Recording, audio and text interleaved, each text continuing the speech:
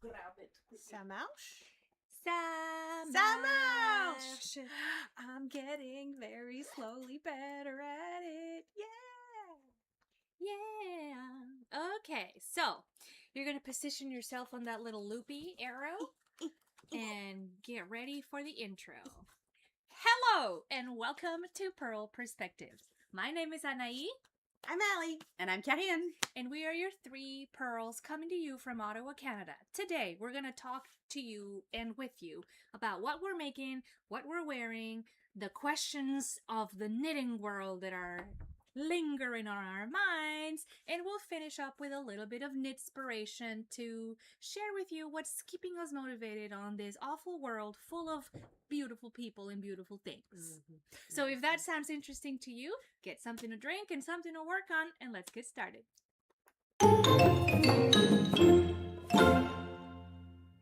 Nailed it.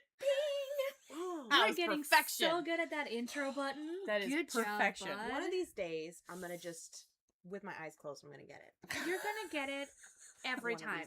I have no doubts.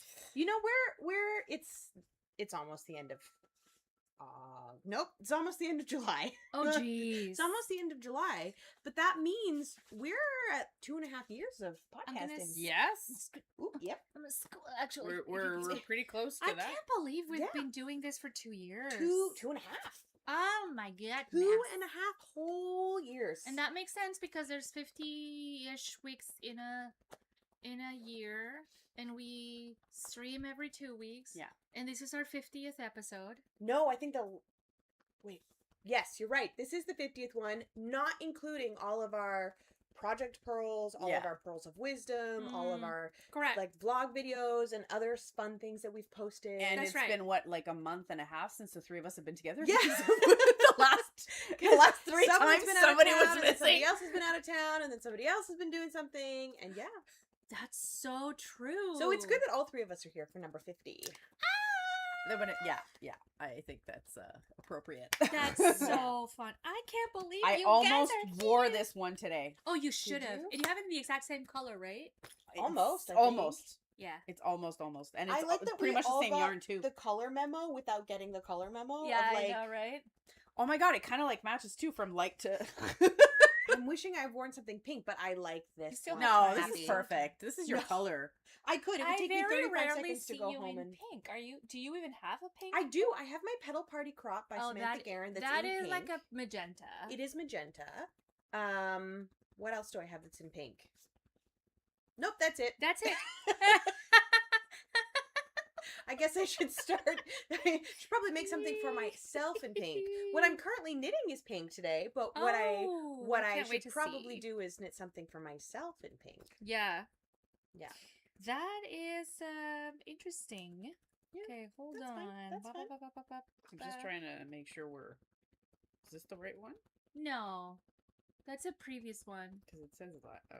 That's There not we it. go. Ha! Wait. Here we are. Is it? That's not it. No, that's not it. Uh-oh. What is happening? Where are we? Spaghetti-o. Yeah, live. That's the one. But I don't see us. Let me. I think it's like the. Oh, Everybody's there's it is. We're for sure There we go, live yeah. on Twitch. I see checked. it. There's it is. I sees it. Yeah, I'm checking it. I'm seeing it too. But Okay. there's definitely a bit of a. Y'all, I'm really feeling my bangs today. When I walked in earlier, you're sitting here, and then you stood up, and I was like getting a whole 70s They're vibe. just like they're It doing the thing that is. they're It's doing. nice. It's They're like disco secular. era. I know, a little Farrah Fawcett like icon. Love it. Love it. I actually hate this because when I put effort into doing my hair, it doesn't look good. And then this is like I slept on it moist. Mm. And it woke up looking fantastic. Yep. Like, why doesn't it ever work when I want it to work? Yep. I feel that in my heart and soul. Yeah. Because it's like in the dead of winter when you have to wear your hat all the time yeah. when you go outside. Yeah. That's when you wake up and your hair is stunning. And you're like, why do I have to put a hat on?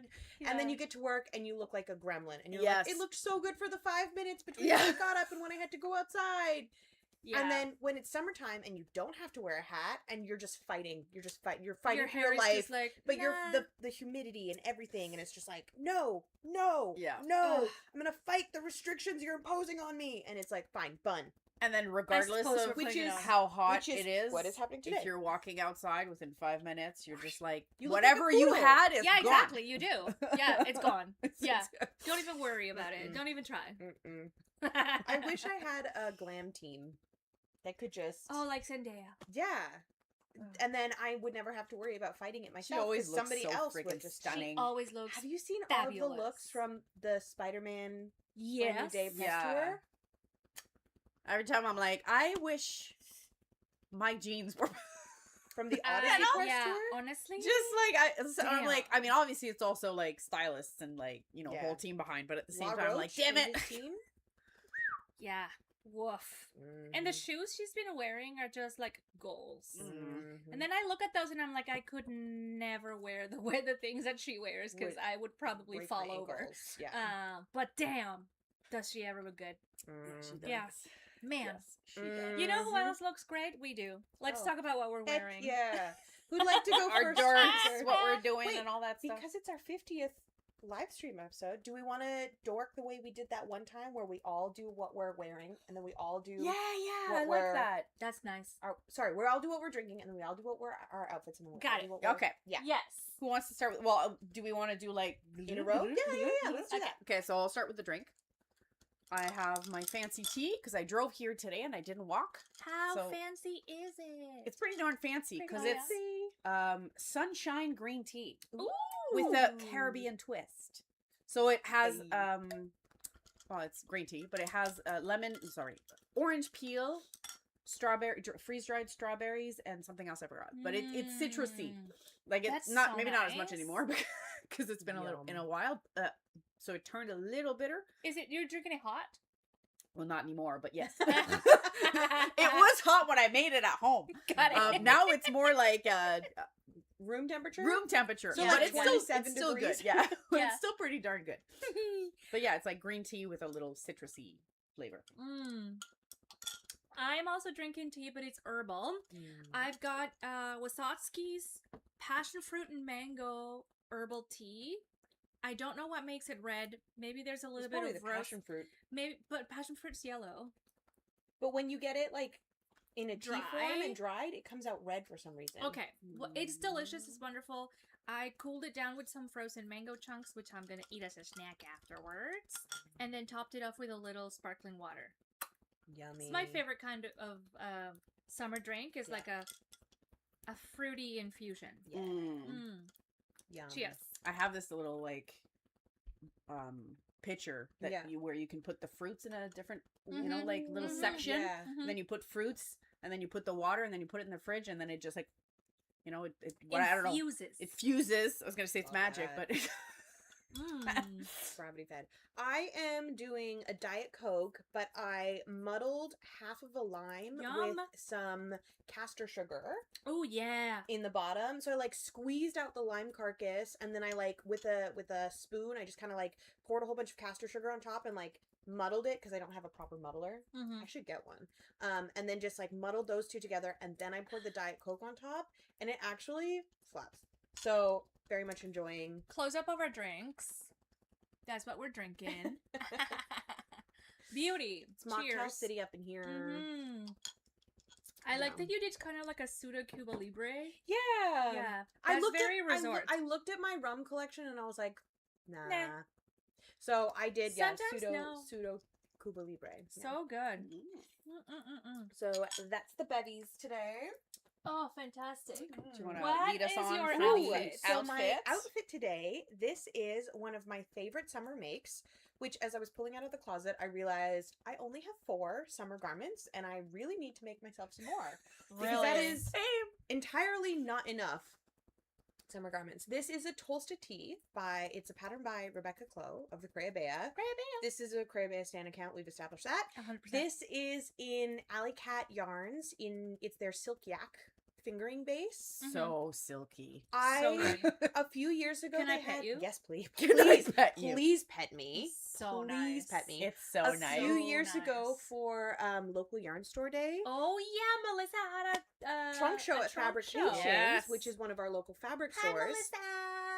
And while we were there, I splurged and I got just two skeins of the fingering weight of the silk yak, and it was more than enough for me to make this toasted tee. It is a little bit more cropped than the pattern calls for, but I love wearing it with high-waisted jeans or over dresses like I am today. And so it just makes the Flesh. dress a whole new outfit. right? I love it so much. And one of my favorite things about wearing like knitted t-shirts over dresses is that every time I do, someone always compliments me and they say, "Oh my god, I love your skirt." And you're like, and then I get to go, and you're like, "It's not, it's a dress." I love doing that. It's quite fun. So I love this because the silk yak is really great because not only is it super drapey because of the fiber, but I would argue it's even more thermoregulating than wool. Because wool, as we know, like you can wear it when it's really hot outside, Yeah. and it cools you down. But you can also wear it when it's really cold outside, and it warms you up. That's like the and property silk of the wool. has a similar property. Silk and yak do the same things, but I would argue that it's even more comfortable in the heat. Oh yeah. Right? So I 100% have to sing the praises of Melissa's dye style because these two skeins, I didn't alternate at all. You cannot tell where I don't even remember where I went from one skein to the next. Incredibly consistent. I have no idea. Incredibly consistent. I would have guessed it's the same skein. Yeah, Nope. same. Nope. Somewhere about here, Used I added in the next one. fabulous lot transition, Melissa. No Wow. idea. Crazy. Yeah. But 100% would recommend Melissa's dye style, would recommend this base, would recommend this pattern. So Hell yeah. do it. I've made 2 Tolstas. I'm working on my 3rd Tolsta. Oh damn, girl. Yeah. Mm. What? Love it. Look, when you like a pattern, You gotta you know. it's like with 20 out of how 10. many ranunculus did Margot do? She's at like 27. 19 or, oh my Yeah. god! Yeah. Last time I checked, it was 20 something, 19 or They're 20. her comfort project, which Yeah. everybody should have one. And I'm guessing, now that I'm saying it out loud, the Tolsta is my comfort project. Yeah, So- actually very quickly Because becoming. eventually you just know what, like how to make it. You don't have to think too much about the modifications. You just- Exactly. Go ahead. unless you're making it for somebody else, I guess. But Yeah. For sure. Yeah.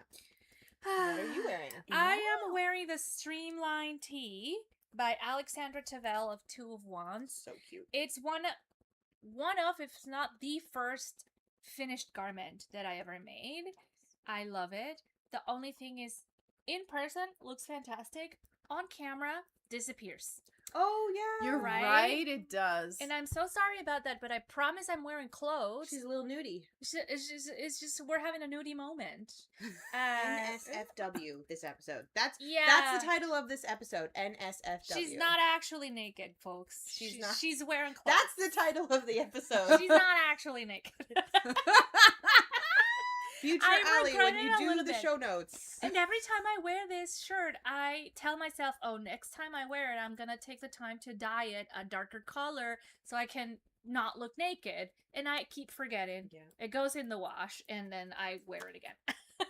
I mean, look. Well, in person, it's so obviously a different color from Yeah. the screen tone. For sure. So it's really just the podcast. Yeah. It's just the camera that's Yeah, doing that. that's fine. But I love this shirt. It's so easy to make. 2 identical panels that are finished with a what is this called? Double knit. Yes. Double knit straps. So comfortable. Looks perfect on top. Like covers the bra straps perfectly if you wear bra. And if you don't, well, that's not something you worry about. Anyway, I love it. Yeah, and I want to make. Made out of. It's made out of lime brand bamboo. Ooh. Yeah, and I just noticed that I dropped some pasta on there. That's okay. Oh well, this happens to me every time. I have lunch before the pod, and I always drop something on my Well, shirt. being bamboo, you can chuck it in the wash after this. You can just chuck it in the wash, which is Yes. fantastic. I love a plant fiber because of that. Every time you wash it, it gets softer. Mm-hmm. Yeah. That's not something that we can say about all of our clothes, Yeah. especially not No, polyester clothes. these two are not going in the Yeah. washing machine. No. But like even when you wash like your jeans or something, they don't get softer. If anything, they get stiff, right? Anyway, that's what I'm wearing. What are you wearing? So I'm wearing the So cute. Tokonatsu, which the front is kind of nice, but it's this is the main event, right? Oh I don't know my if the gosh. camera's Come gonna see over it. just a that little bit looks this great. way. That looks Yeah. fantastic. So cute. There we go. Yeah, you're good. So nice. Look at So that. like You're about to touch the microphone, but that's okay. Well, that's okay. It wanted to say hello. So this is the main event, right? Like the back is why I made it. It's made by somebody called Yamagara. So it's a I believe it's a Japanese pattern or like the Japanese designer. Yeah. And I've made this ages ago, but I don't wear it often. So nice. Because it is a bit warm even for summer, even though the back is open. Is it full wool? Yeah. Fully wool? So this is Malabrigo. Oh, I love So like I mean, Malabrigo. the thing about this thing is that it's supposed to be, you see how there's that extra It's supposed fabric? to be a cowl neck. It's supposed to be like this. You're supposed to Yeah. let it, and then I find that sometimes I just go like I kind of prefer this look because it looks a bit more like I don't know what to do when it's like this. I feel like you could probably do sweater surgery. Huh. What do you mean? Like I feel like if you really wanted to, what you could do is you could do a little bit of surgery wherein you cut this way. Yeah. And then you don't like the cowl neck? No, well, it's not that I don't. It's just I don't know what to do with it half the time. It's meant to just like It's sit meant like to that. drape. Yeah. Yeah, which is kind of like sometimes I just fidget with it, which is kind of annoying. What is she doing? Fair. I'm beating my. Well, you know what you beating my could chest. do, actually? If you took a little bit of elasticated thread and you ran it through the very top, then you might be able to like help cinch it up. Oh, maybe. Yeah. So you'd get a little bit of puckering in the front, but at least it wouldn't be like hanging down. Another like... thing you could do is run a stitch down here. Ooh, yeah, Scrunch pinch. it. Scrunch it like this. Yeah, that'd and be then nice. it would like pinch. Yeah. Oh, Yeah, then I you get a kinda nice V-neck out of it. Yeah. Yeah. So you run it like a straight stitch and then, you know what I'm saying? Yeah. So like straight up here and then scrunch it. Cinch. That could be nice. And Yeah, then you it could could put be like an nice. ornamental button or something on it if you really wanted Or a to. little brooch. A little brooch. Yeah. That could be fun. That could be really fun, That would be- actually. But Yeah, yeah, that'd be so that's nice. what that's the outfit. Love. Nice. Love that. Alex asked, how do you find the silk yak base for summer? Oh, you just Oh, answered I that. love it. Yeah. I Yeah, love it's it. not that warm compared No, to like I- it's warm, but it's not. I I don't know think if it's because, and I can't remember what the like percentage is of it. I think it's Mhm. more yak than silk. Mhm. Oh, But okay.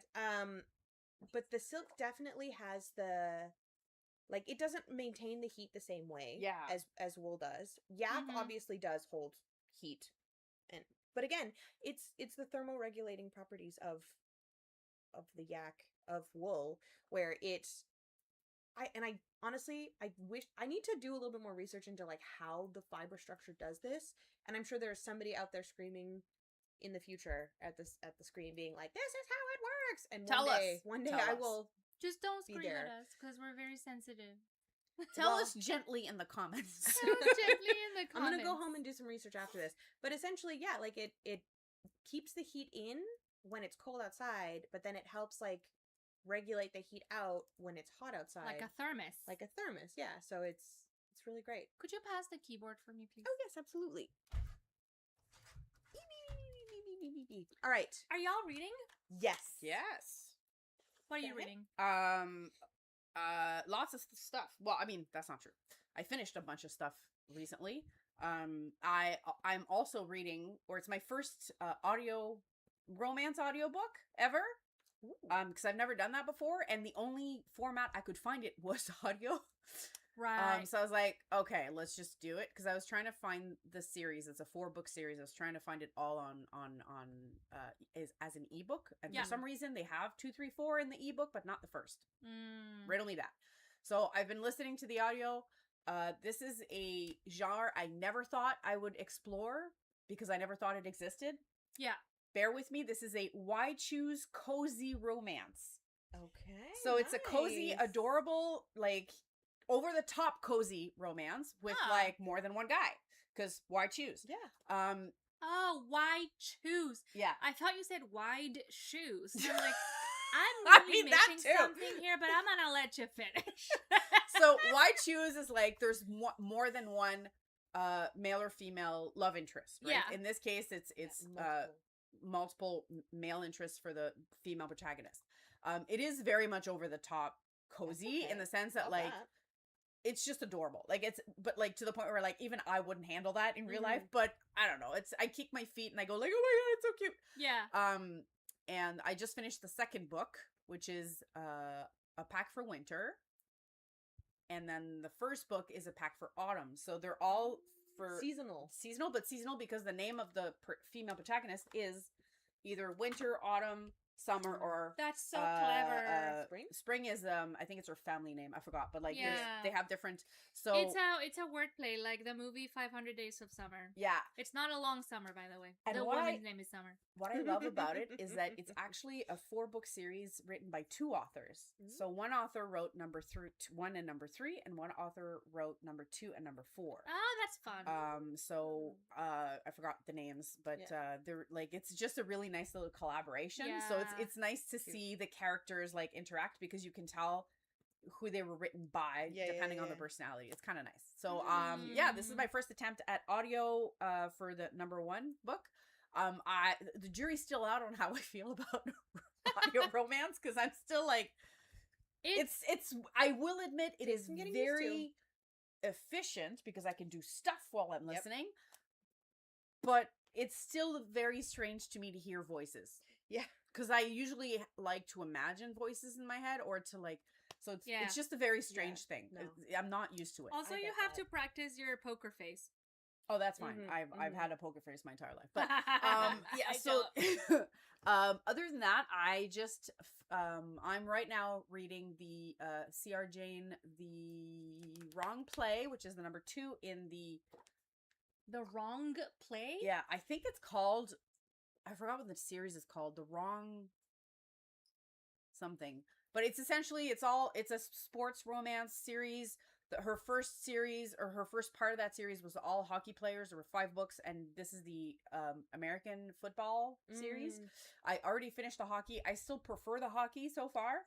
The American football is still fun. Like there's not much in the like it says sports romance, but there's not a lot of time spent on the sport compared to like 20% other 20% sports, 80% romance. Yeah, this is like you might 5% sport. I just read the most recent Big Shots book from Tessa Bailey, which is also a sports romance series, and I think it's like, if I remember correctly, I think it's like hockey, baseball. 2 baseballs, 3 anyway, whatever. There's golf. No, there's a golfer in there. I think it's hockey, golf, baseball. Anyway, you might like those because that's definitely like 20%, like perfect. Okay, more less than 20%. Because like perfect amount of sports. It's like the you have sport scenes in it, but you're not in it for that. Which like in some books, I find like I get involved in the sports action or part of the book, but in this one, not so much. But it's still a fun. It's cute. It's again, it's more of a like light read. That one is a bit like darker ish in the plot scene than the Cozyverse. So the other series is called the Cozyverse series. But yeah, so that's and then I just finished something else called that was for my book club called Pretty Monster. I forgot the name of the author. I have to check. Let's put it this way. Everybody had the same opinion at the book club. What was the opinion? The only way I could get through this book is if I didn't take it seriously and I laughed the whole way. Okay. Because it's so exaggerated. Very over the top. But not just exaggerated. There's so many things that don't make sense or don't, like, this is not how reality would work. Okay. That the only way you can get through this without going like, this is so stupid, is to actually not take it seriously and start laughing along the way. I love how you say you have no poker face, and I can read every single emotion on your face. Well, that's what I mean. I have no poker face. I can read it. Like when I'm listening to an audio. That's so funny. Or no, you said you were born with a poker face. And yeah, that's true. I don't. Every single one. That's true. That's not. Yeah, you're right. But anyway, so clearly so this is so that one, I think we all had the same opinion, which was kind of funny. We all went like, I don't know how to feel about this book, and then somebody just said I had to read it ironically. As if it was tired. Like, It's ironically. satire. And then I was like, that makes a lot of sense. And then we all kind of like went, okay, yeah, that makes more sense now. Right. Well. So that's, yeah. Do you want to just shout out your book club? Yeah, sure. This is It's pretty cool. Yeah, this is the Dark Romance Book Club. So FYI, if you're interested, we meet every Tuesday, is it the third Tuesday? Yeah, third Tuesday of the month. It's at Evermore Books, which is a romance bookstore in Ottawa, Ontario. Lovely, amazing, wonderful owner Amanda has graciously given her space to a lot of events, really including cool I believe more than one book club. I'm pretty sure there's at least 2 or 3. I think so, yeah. I just happen to fall into this one because it's my jam. And I can tell it's other people's jams too because they keep coming back. So every month you have to like you can't just like show up, you have to register. So you have to be like, and it's first come first serve. So like the second that link drops in my my little DM, I'm like, accept. What's nice is that the shop owner also made it so that the book for the next month is already available in the shop if you want to buy it for the next month. And that's very important because I don't want to be responsible for getting my own book. And that's just really smart business practice too. Exactly. So she was smart this time. She's the one who suggested the next book because she's also a great romance reader. So she suggested the one for next month. And well, you gotta be. If she your shop happened is to romance books. She happened to suggest one that she had a lot of copies of, so it was very easy for her to just be like, "Look, it's already available," and we all went, "Yoink!" So I already have the book. I have no idea. I'm going in blind. This is the second time in a row that I'm going blind. What is the name of the book? Oh God, I forgot. Well, we'll hear about it in 2 Leave weeks. Me Behind, I think. Leave Me Behind. Okay. I've been told it's very good. A lot of people have read it, including the owner of the store. They liked it a lot, so I have. Apparently, it has something with ops, like black ops. Ooh. Like, so it sounds like a little army, like like danger thing, but I have no idea what this is about. I'm going in blind. So yeah, so if that kind of stuff interests you, you can probably follow, if you follow Evermore Books on Instagram. That's my little neighbor. And then you probably, I think it's called Dark Romance Book Club Ottawa would be on Instagram as well. Don't quote me on that. I think that's the handle on Instagram. And you follow them, then you can see when they come up with their... That's awesome. So yeah. And if Dark Romance is not for you, they also have, I believe it's a fantasy one. I think so. And a contemporary romance one. So if fantasy romance or romantasy, I guess, or more contemporary is your style, you can also check out their book clubs. So that's what I'm reading. Love. Yeah. I just started a book this morning. Yay! Yesterday, I was telling Alex, our neighbor, hi Alex, that I'm not reading anything at the moment, and I was gonna wait to get y'all's recommendations, and then I needed to take Bilbo out for a walk today, and I'm like, I'm just gonna pick whatever's available now on Libby.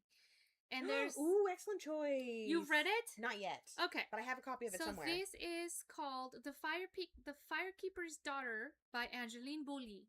Okay. And it takes place in Sault Ste. Marie. That's where my mom is from.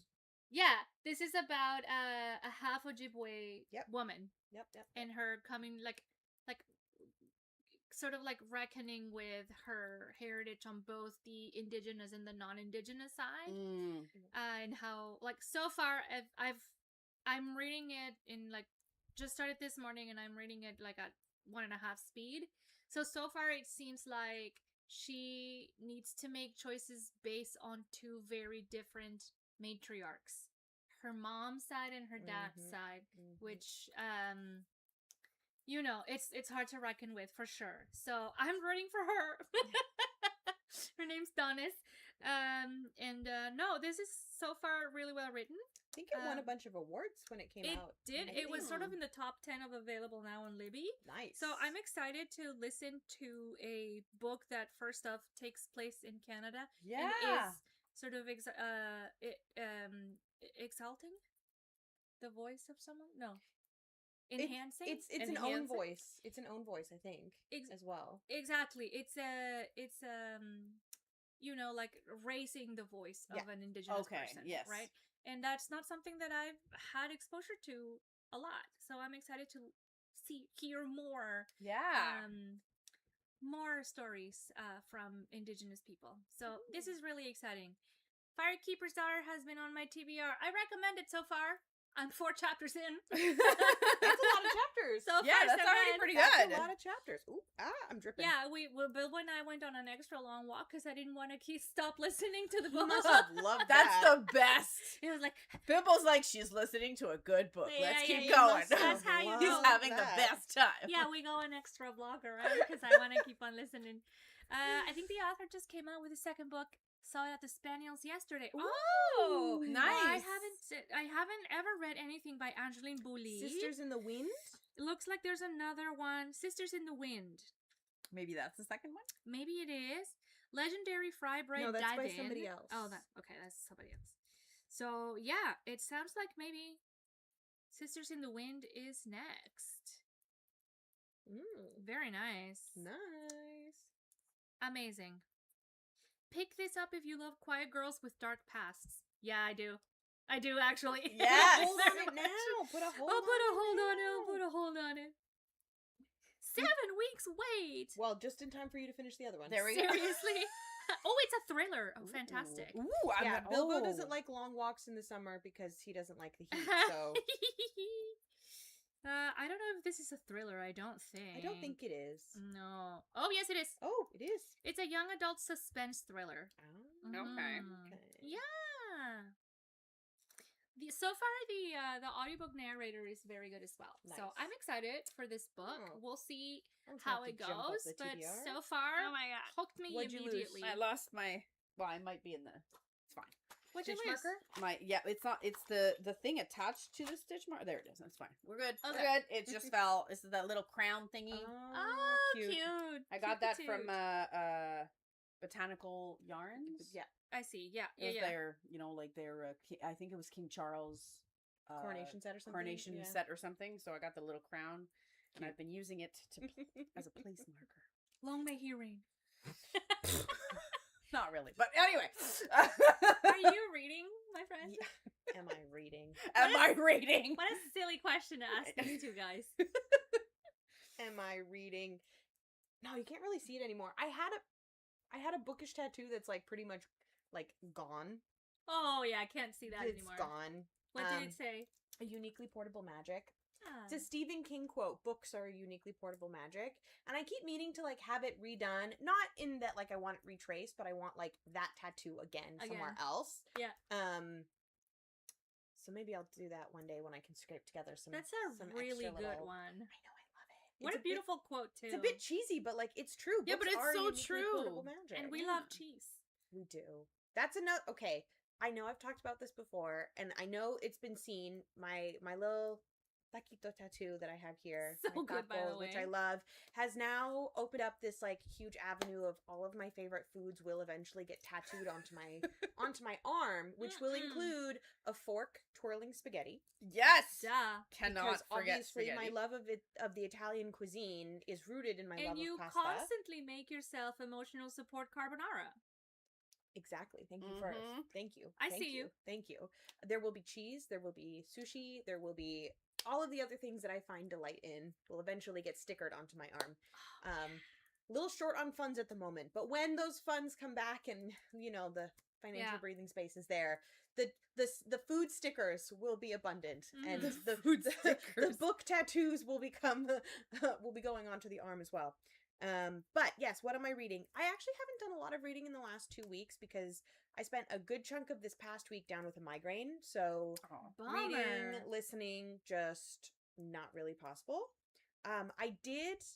I have continued reading A Court of Silver Flames for my big ACOTAR reread in preparation for ACOTAR 6 coming out in the fall.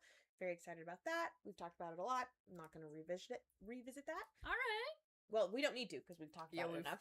We've talked about it. No need to extensively. rehash Trodden Ground. But I did also listen to, before my brain went to complete soup, I did listen to the new Ali Hazelwood audio first book. Unbound. Unbound. I Unbound. loved it. It was so good. It's so good. It was so good. Bound came out, was it last year? I think it was last year. And then So Unbound, it's the second one. it's the sequel. Yeah. I can't wait. Takes place like 10 years, 15 years after Bound. Is it the same characters? No. But same Thank universe, God. Same universe. So the main characters in Unbound, one of them is mentioned in Bound. Bound, okay. And so you're like, oh, okay, I think... Please tell me, is it Pierre? No. Is it Samantha? Who is it? No. Oh, I'm so intrigued now. Yeah, I want to know. I'm blanking on her name already. This is how soupy brained I am. So intrigued. This is how soupy I brained. really thought it was going to be Pierre or Yeah. Samantha. Okay, I can't wait. It was... Hold on. I'll pull it up. It was Victor's maker. Really? Yeah. Oh, her. Yeah. What's her name? I yeah, literally the boss. the boss. Why am I blanking on it? I just listened to it Yeah. and it's fully Lilith of Nineveh. Lilith. Yes, Lilith I of love that Nineveh. name. Wow. Yeah. It's her and then somebody that we have not met I'm so excited. because it takes place 15 years later. So, Wow. okay. So it is currently audio first. It's on Spotify currently. Well, let only. me just add it to my... However, in October, both Bound and Unbound are being released as physical and digital copies. Oh, fantastic. And then I guess that means as well the audio will become available to like the wider, like more than just Spotify. Is my as an assumption as well. audio first reader, I really appreciate the advanced release of the audiobook. But it's a Spotify exclusive. Okay. It's a Spotify exclusive. That's part of the like That's audio part first. of the That's part of it. It looks so good. Right? Yeah. It is really It's with cute. an ER physician. I am so excited. It's okay. so good. Jesus, It's- I'm just about to like get over my monthly quota for Yeah. Spotify, so I have to wait till next month, and I'm like, no. Well, wait. You can check when your billing date is, and you can see it might not. You might Yeah. not have to wait as long as you want. Let me show you. Because it's How do I not do that? it's not the calendar month. It's not the your- I thought it was the month. calendar No, month. it's not. No, it's So your if you go to your subscription. subscription, you go to your premium, and then you I was go to gonna say, you have, audiobook like, listening 3 hours. left. 13 days until listening hours renew. You have 8 hours listened. You have 7 hours left. So you can see, and you have that's Yeah. more than enough hours. The book is only like 5. Yeah. Oh, So you have more. You can listen to it all tonight. And Maybe not all tonight, because Yeah. I'm gonna finish the other one first, which I still have Okay. about 2 hours left. but so that's how you perfect. see. That's how you see how I much did you not have know that. left in your listening. The more you learn. allotments. I thought it was like per month. Yeah. I'm No, gonna- it's between billing dates. Okay. I have to skip on this one for now Yeah. because So October. In October. yeah. I decided not to continue paying Spotify Premium. So I'm gonna have to be patient for Unbound until it comes out in digital fair. form. That's fair. It's really cute. What a You're great gonna enjoy story it. Ali Hazelwood can weave. And eh? then it'll come out with Bound as well, so you can do both of them in one shot. Oh, Yeah. nice. Yeah, you can just listen to both, Fantastic. remind yourself of the first one. So very enjoyable. I did enjoy listening to that. And then this morning I woke up to a notification from Libby. So my library hold came in for a book that I have heard so much about and that I have not yet read, obviously. Shatter Me by Tahereh Mafi. The gripping first installment in global best-selling author Tahereh Mafi's epic romantic Shatter Me series.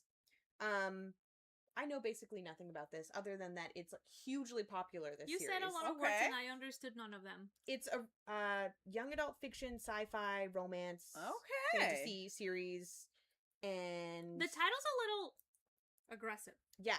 So the first like bit of the description of the book is one touch is all it takes. One touch and Juliet Ferrars can leave a fully grown man gasping for air. One touch Wow. and she can kill.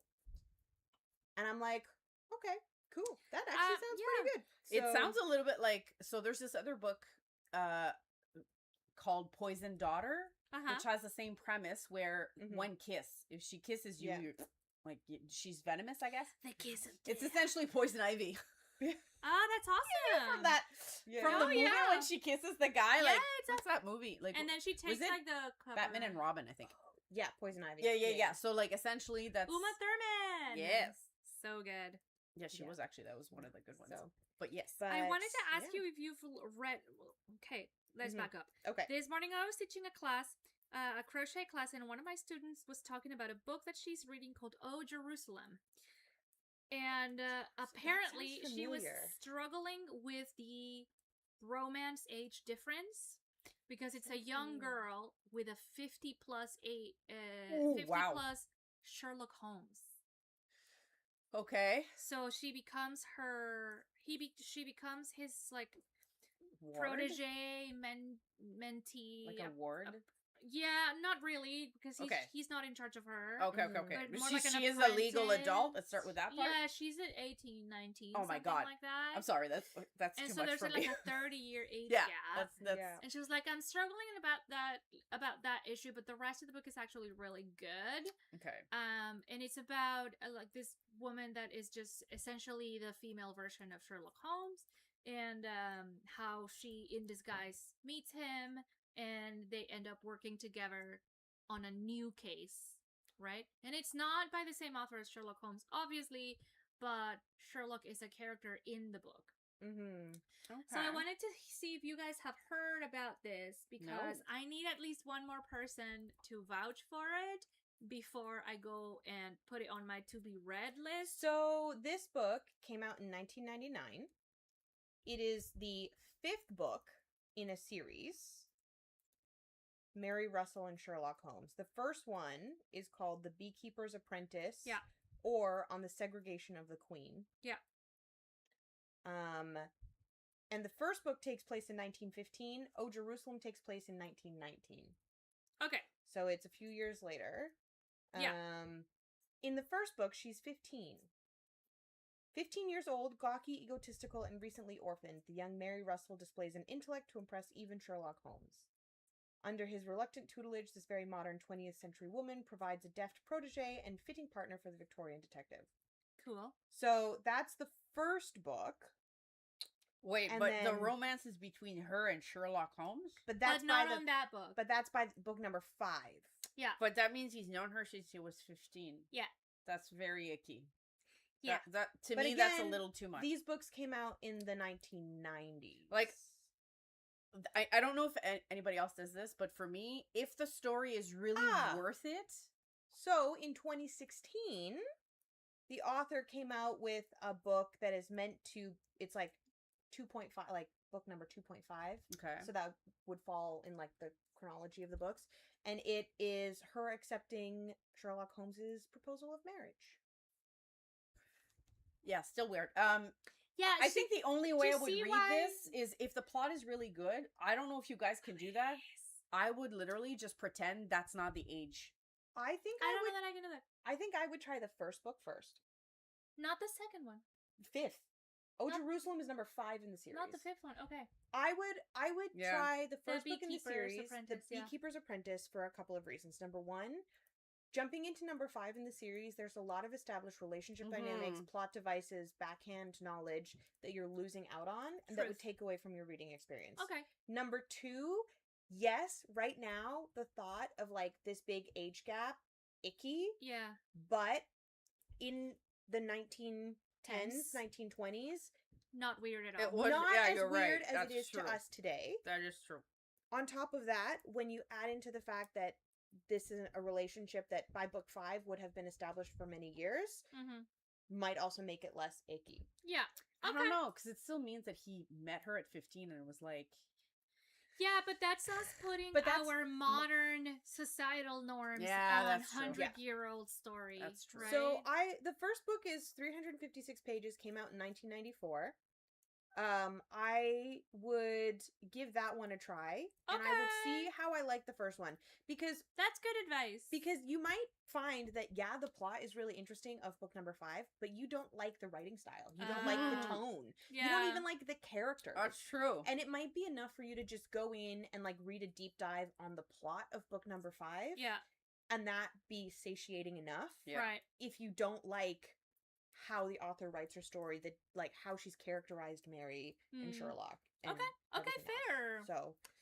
So you haven't read it then? I have not read it. I'd not heard of it. Interesting. Actually. So might also you can go into the book understanding it's a work of fiction and it doesn't stop the dynamic of being problematic in a modern lens, but you can still enjoy it as a reader with that understanding. Exactly. Yeah. Alex, exactly. Yeah. So I do like reading problematic stories. Maybe I'll just go in knowing this is a problematic story. It has the potential to be problematic. It has the potential to be a problematic story. That's good advice. Well, I will consider it. I don't know that I will dive into it right away. But I'll let you know how the Beekeeper's Apprentice goes. Could be interesting. Could be interesting. And this is also us assuming that their relationship is one that turns romantic and sexually intimate. That might not actually be the case. Yeah. True. That might not actually be the case. This could also be... Yeah, marriage doesn't have to mean that. No, and back in those times, too, it is entirely possible that he, again, making an assumption because I have not read the books, but based off of the way Sherlock Holmes was written canonically by Arthur Conan Doyle, it is entirely within the realm of possibility that Laurie King, the author of this book series, was like, if I write a Sherlock Holmes who decides to work with this person and then like take her on as a protege, they become partners, and then as he's getting older, he offers her marriage to offer her security, and then when he dies, she gets to keep everything. Yeah. That doesn't necessarily mean it's like a relationship that's romantic. It could be a pragmatic You make a one. really good point. Yeah. So we don't know. We don't know. Until know. we read the book, we don't know. We're gonna have to read the book. Yeah. Enjoying a story does not mean you morally agree with the decisions made in it. That's so true. Yeah. Yes, because otherwise, a lot of the stuff I read in dark romance would be I would question my own sanity. Yeah. Mm-hmm. Are you guys knitting something? No. What a question. No. We never did. What you're seeing is an illusion. Rug tufting currently. Rug tufting currently. That looks teeny tiny, my friend. Yeah, what are you doing? Tiny rouse rug for mouses. Don't you know? It's for ants. What is this, a house for ants? I haven't watched that movie in so long. I love it Zoolander. So much. Zoolander. Really, really, really ridiculously good looking. I am currently making the second... Where's the first one? The second sock. Oh my god! So one of my coworkers... Hold it closer! One of my coworkers, we're having a baby shower on Wednesday. He's so cute! For them. So good. And so the Hosen Mats pants that I have been making earlier this summer, those are finished. It's so fun. One of my other coworkers, Noreen, she knit a baby poncho in this pink yarn. And so to tie the set together that we've made, I'm knitting a pair of socks in both of the yarns. Clearly I can't. And that's gonna... so cute. So it's we'll adorable. We'll have the poncho, the pink poncho, the purple pants, and then the pink and purple socks to go with to complete the set. Adorable. And then on Wednesday at the baby shower, we'll give them the gift. It's fantastic. So my goal is to finish this. I did this sock in like 2 afternoons. I think I watched like 2 episodes of TV and I finished the sock like over 2 days. because it's microscopic. Because they're so small. So my goal is to finish this one today, if I can. I think that's pretty reasonable. So yeah, that's what I'm working on. They're the Rye Light socks by Tin Can Knits. I've been using the app. They have an app which is fantastic to do the pattern, to follow the pattern. Oh yeah, I love the Tin Can Knits app. Great. Definitely get it. It's free. Yeah. So actually, let me pop back out too. So I can I have like my project there, and then if I just click it, then I've got all the instructions here, and it opens, and then it only shows me the numbers for the size that I've selected. Yeah, that's and then I can a game changer in my then opinion. I just click. I don't want to like show all the numbers and everything, so I'm gonna hold it a little further away. But I just click to the next instruction as I complete it, and then it only highlights the step that I'm on, which is really great. So I would definitely recommend, if you want to make any of the Tin Can Knits patterns, using the app. It's fantastic. So good. I knit a few patterns from the app. The flax sweater and the flax light sweater. And I also made a cowl. I think it's a cowl or a hat. So good, very convenient. I love having the option of picking a size, and it's hiding out all of the other stitch counts that don't belong to that size. It's such a convenient feature, and you can add in any notes you have to that specific step, and then when you come to the step, the notes are right there with it. So it's great. great for keeping track. And it already comes preloaded with all of Tin Can Knit's free patterns, but if you buy a pattern from them, you can load it up onto the app. Yeah, so if you just go in and you like connect your Ravelry account to them, or I think you can purchase the patterns through the directly app as well. on the app, yeah. So any of their paid for patterns, Really cool. I love them. Would definitely recommend. Yeah, and then that way too, you're not. And I think this is something that we've kind of touched on in the past, and maybe we'll get onto a future episode. But there's knitting apps out there, and I don't necessarily want to call them out by name because I don't know all of them. But there's knitting apps out there where you, as a consumer, are expected to import the pattern into the app. Yeah. And then it does the same kind of functionality where like it takes Stitch Companion, right, for embroidery. But the thing is, a lot of these apps now use AI for part of their function, and they scrape all that pattern information against the designer's wishes. Right? Oh. So I really like that Tin Can Knits has built their own app, so I don't have to worry that AI is scraping. It doesn't use AI, and AI is not scraping all of their. And here's the problem with patterns. that: you might be swayed by the fact that the app requires you to log in and that it's for your own personal use, and that's all true.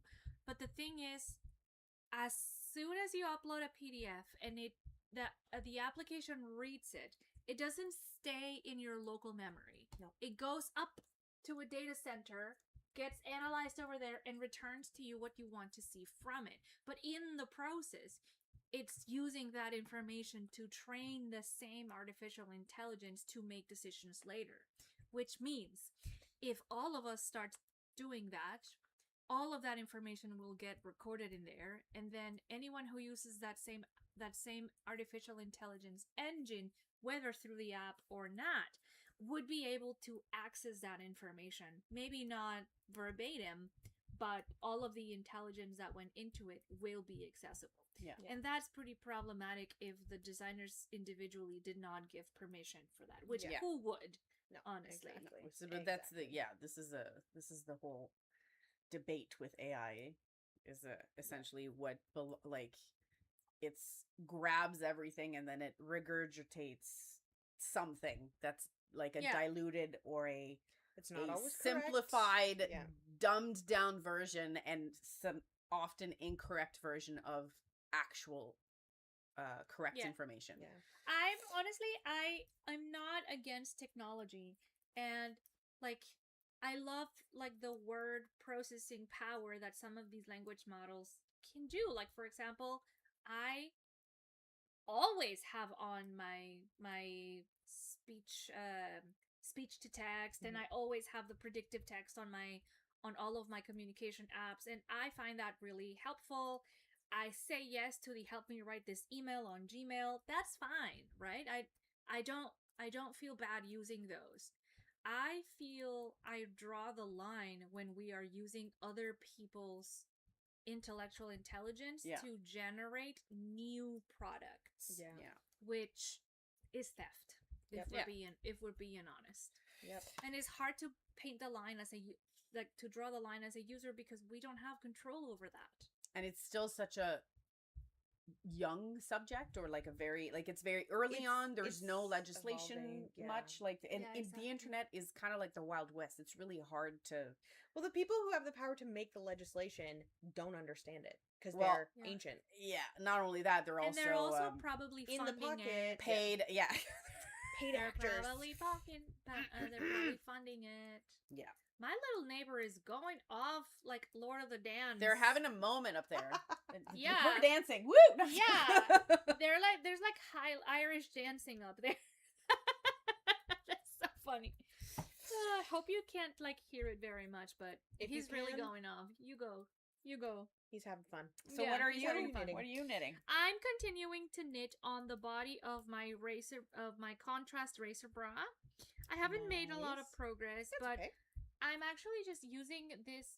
I'm going to show it off because I like my tension. Mm-hmm. I am using this project as an opportunity to practice my Irish cottage lever knitting, which is something that I want to get better at, and I often just revert back to my usual continental style, and I want to get good at it. So this all stuck in the round project is a really good chance for me to be able to do that. Yep. So I am going slower than I usually would, but that's okay. I'm having fun regardless. And Yep. I am in love with the fabric that is coming out of this. Very sturdy, very smooth, and yeah, this is Cascade Noble Cotton. Very shiny, very smooth, and quite a lot of heft, which I wanted for this. So it's coming along real nice. We'll see. We'll see how it turns out. But slowly but surely. That color is Isn't it glorious. nice? Yeah. It's very, very rich. It's so rich. very So gemstone. It's Saturated. decadent. It literally That's looks a great decadent. word for It it. is a decadent shade. It's Absolutely. Like that's the Yeah. that's the best way to describe it. Unfortunately, I have a lot of patterns in my to be knit, and I often just want to cast that on instead of doing what I'm doing. But, I my feel constant that struggle. so hard this month. Yeah, yeah. there's a lot of things that I want to get started on. Just every time I open up like Ravelry or even Instagram, I'm like, I want that one. I want that one. yeah, I want it all, Mm-hmm. and I want it now. What are you making? So let me just get over this little It's such beautiful. lace-ish. It looks like yarn. Neapolitan ice cream. A little Okay, bit you're with, gonna say a that. little bit of pistachio You're not the in it. first person to say that, and now that I've been told it looks like ice cream, I just can't unsee it. But so this is the oh my god, what is it called? I always forget. It's like a super simple name, and yet here I am. That's all right. The Noah top Noah. from Vamos a oh my god, Noah, Love Knit. Love knit. This is supposed to be the like the centerpiece there. Wow. Over by the camera, yeah. Yeah, there we go. You can kind of see the little like I detail love here. that. That's so pretty. And, Wait, is that a dropped stitch? No, it's lace. It kind of so like it's not it's It's a like double twisted. yarn over. Oh. It's a double yarn over. So Okay. it kind of like see Yeah, see it how looks it does like this a little rope. twisty? Yeah, So that's very cool. so I chose this because I'm the opposite. The last month has been such a whirlwind of things happening in my life Yep. Yeah. that You I got a lot did going on, not girl. care about knitting, if that makes sense. And No, it I makes hate total saying sense. this, but like I would look at the knitting and I would be like, and then I went to Lélène Biscotte. Shout out to Lélène Biscotte Love in them. Gatineau. Love that shop. With my mother-in-law because she was in town for a visit and she just happened to need to go, and of course I'm like, I force won't me, say why no. don't you? You need to go And with then her. I saw this yarn while I so was in pretty. there. It's cotton based, and it's So essentially the same color you beautiful. just saw, but like it's kind of self-striping a little bit, kind of. Definitely. No, totally. So Yeah, stitch kind of, striping. yeah. And I just fell in love with it, so I bought 2 skeins and That's then the realized perfect that palette for your wardrobe. I just So I yeah, bought so the only perfect. 2 skeins they had, and then realized quickly that I needed a 3rd skein. So I Oops. went online and I went Found on Lélène Biscotte and I asked, like, could you get me another one of those? And I said, if possible, in the colorway. And they found it. It was in Granby, I think, or somewhere in freaking Wow. like I think They it's had their it in their one of store their in others. Granby. Yeah, Yeah, I know like that. so really far up Quebec in the Quebec province. Oh, And they shipped it amazing. to me, and I was like, I lost my shit when I saw it. I was like, that is so cool. This is So- why it's so important to patronize your local Yes! small businesses, because they will do this kind of stuff for you. So- A chain, like, yes, Lélène Biscotte is technically a chain in that But they it's have like a multiple small shops, chain. but like they are still a small local independent business. Like they will do this kind of shit because they care about their customers. Yes, they still. do. Care about you. So this is Lang Yarns Oh, love Quattro Degradé. It is made in Italy, Ooh, fancy. and it is 100% Cara cotton. mia. It's 100% cotton, and I genuinely think the reason why I kind of like not only the color, but like the reason I fell in love with it is we are summer, and the second I touched it, I'm like, oh Can I touch it? yeah, it's just like it's Ah, so it's so it's not warm. fresh. It's so fresh. It's so fresh.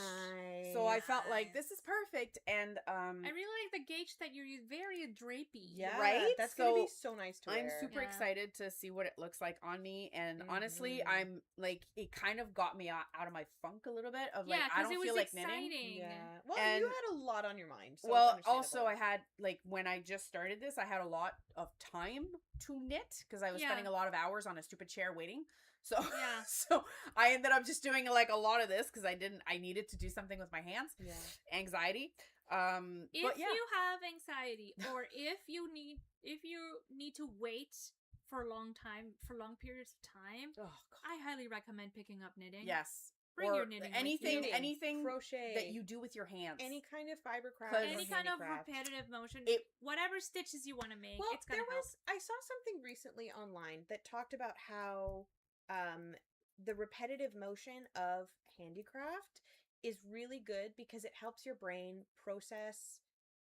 And obviously, I'm not a therapist, psychotherapist, psychologist, so take this with a grain of salt. I did see it on the internet, but it was shared from like a medical doctor who shared it. But it Uh-huh. was like the repetitive motion helps your brain process tough emotions, like those traumas and things like that, because it helps your brain like move things. I'm it's getting it brain wrong. flossing. But yes, It's brain that's what it is. flossing. Essentially, is what it comes down to, is that it helps like your brain process Yeah. in a way Well- that's like safe. It's because it's Right? also, and for people who are very fidgety like me, and can't sit still for 3 seconds, what this also does is it puts you in a meditative state, which like the idea of meditation is wonderful. I can't do it to save my life. Sitting down for 10 seconds is torture.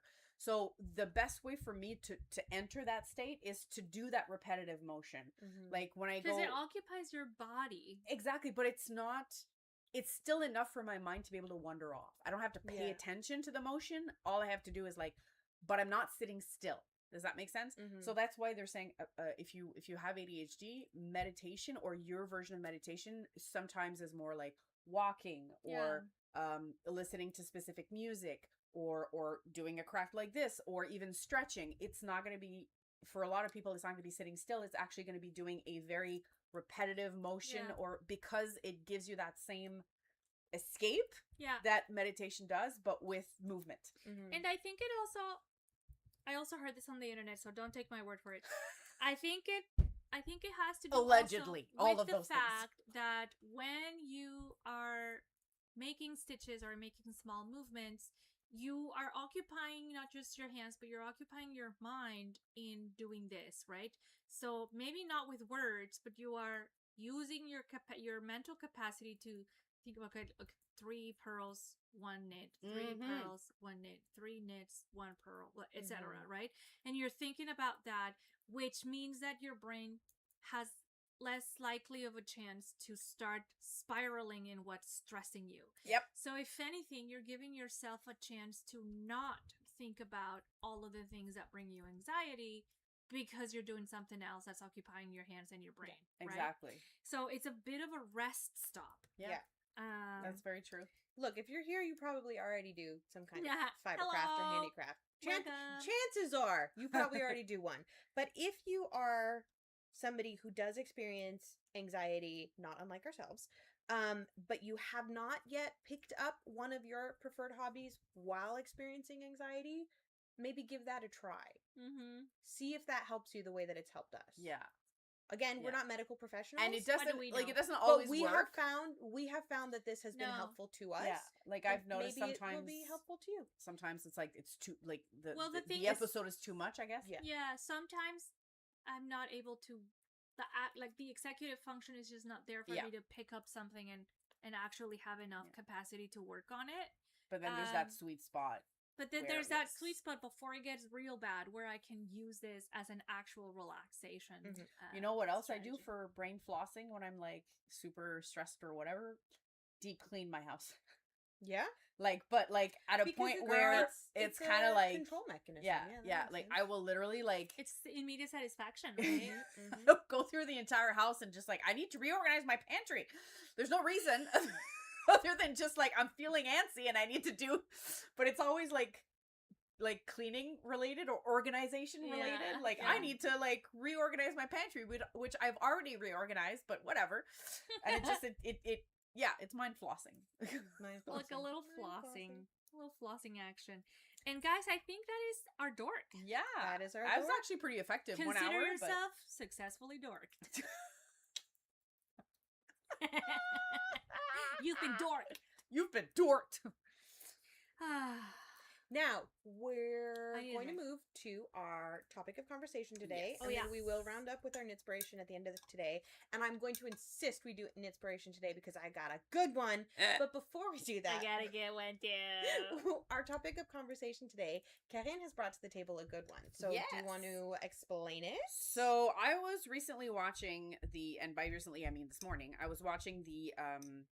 Knit with Deborah, I think it's her latest video. I think it was posted like yesterday or 2 days ago. Like that, yeah. And it talks about the Rhinebeck Festival and more importantly, the title of the video is I think something along the lines of why is everybody wearing the same sweater? And the discussion is about how when you went to the Rhinebeck Festival, which I believe is in New York State, right? So the Rhinebeck is the New York Sheep and Wool Festival that takes place in Rhinebeck, New York every fall. It is not just the New York Sheep and Wool Festival. There's a couple of co-located festivals that have grown up around it that take place in some of the surrounding towns. So Rhinebeck has become the all-encompassing name for the multitude of events that take place in the Rhinebeck Valley during that weekend in October every year. Okay. And then essentially the discussion is that way back when, we're talking like the beginning of the 21st century, I guess, you would go to those festivals and you would see a plethora of different types of sweaters, different types of knits. It was it was a mosaic of different ideas, different people, different designers, blah, blah, blah. Yeah.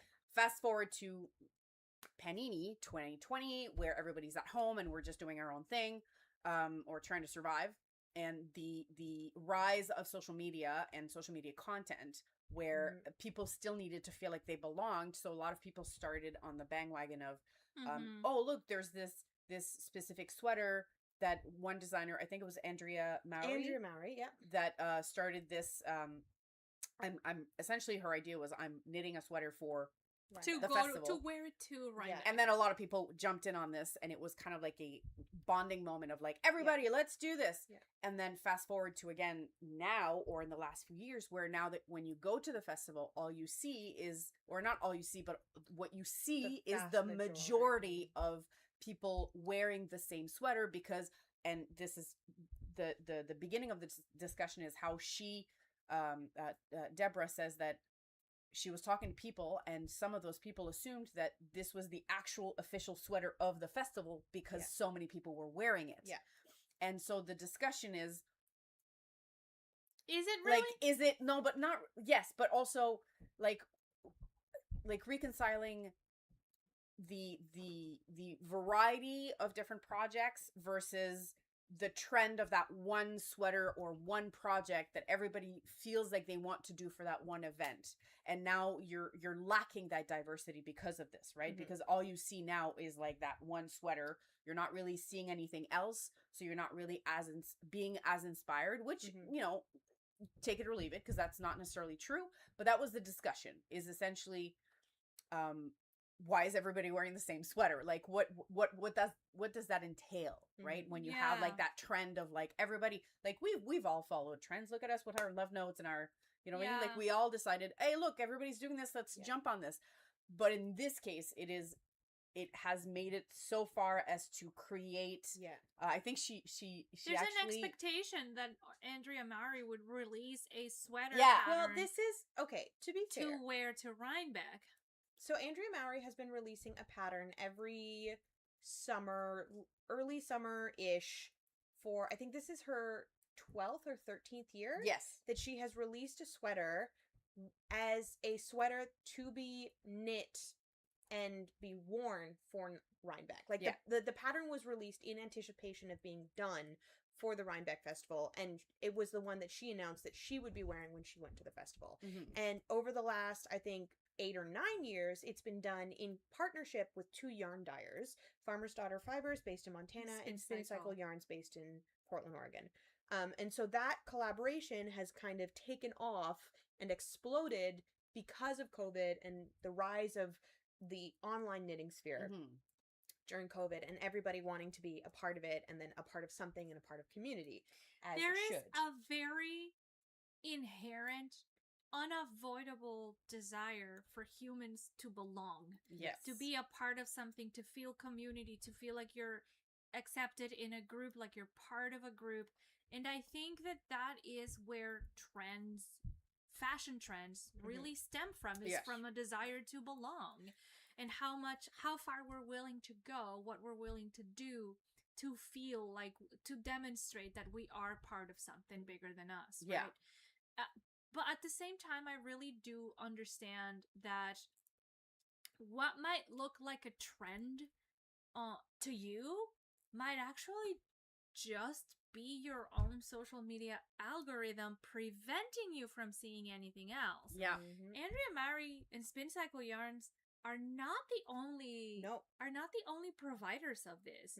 There's infinite amount of patterns out there that you could be making to wear to a festival to showcase your skills. And lots of other designers have started following suit in terms of releasing a pattern in early summer with the intention of it being their Rhinebeck sweater. Exactly. Lots of other designers and yarn dyers have started following this timeline. Yeah. I would say that there is, that I would classify as a trend. The trend of the Rhinebeck sweater is the sweater that we're starting in the summer to wear to the fall festival. Yeah. Yeah. That's the trend, Yep. right? The trend is like, I make a new sweater to go to the conference. Yeah. Yes. Whether or not there is a specific pattern, but either by Andrea Mari or not, that is the official one, I don't think that's a trend. I think that is just a result of, how do I say this in a way that is not dismissive?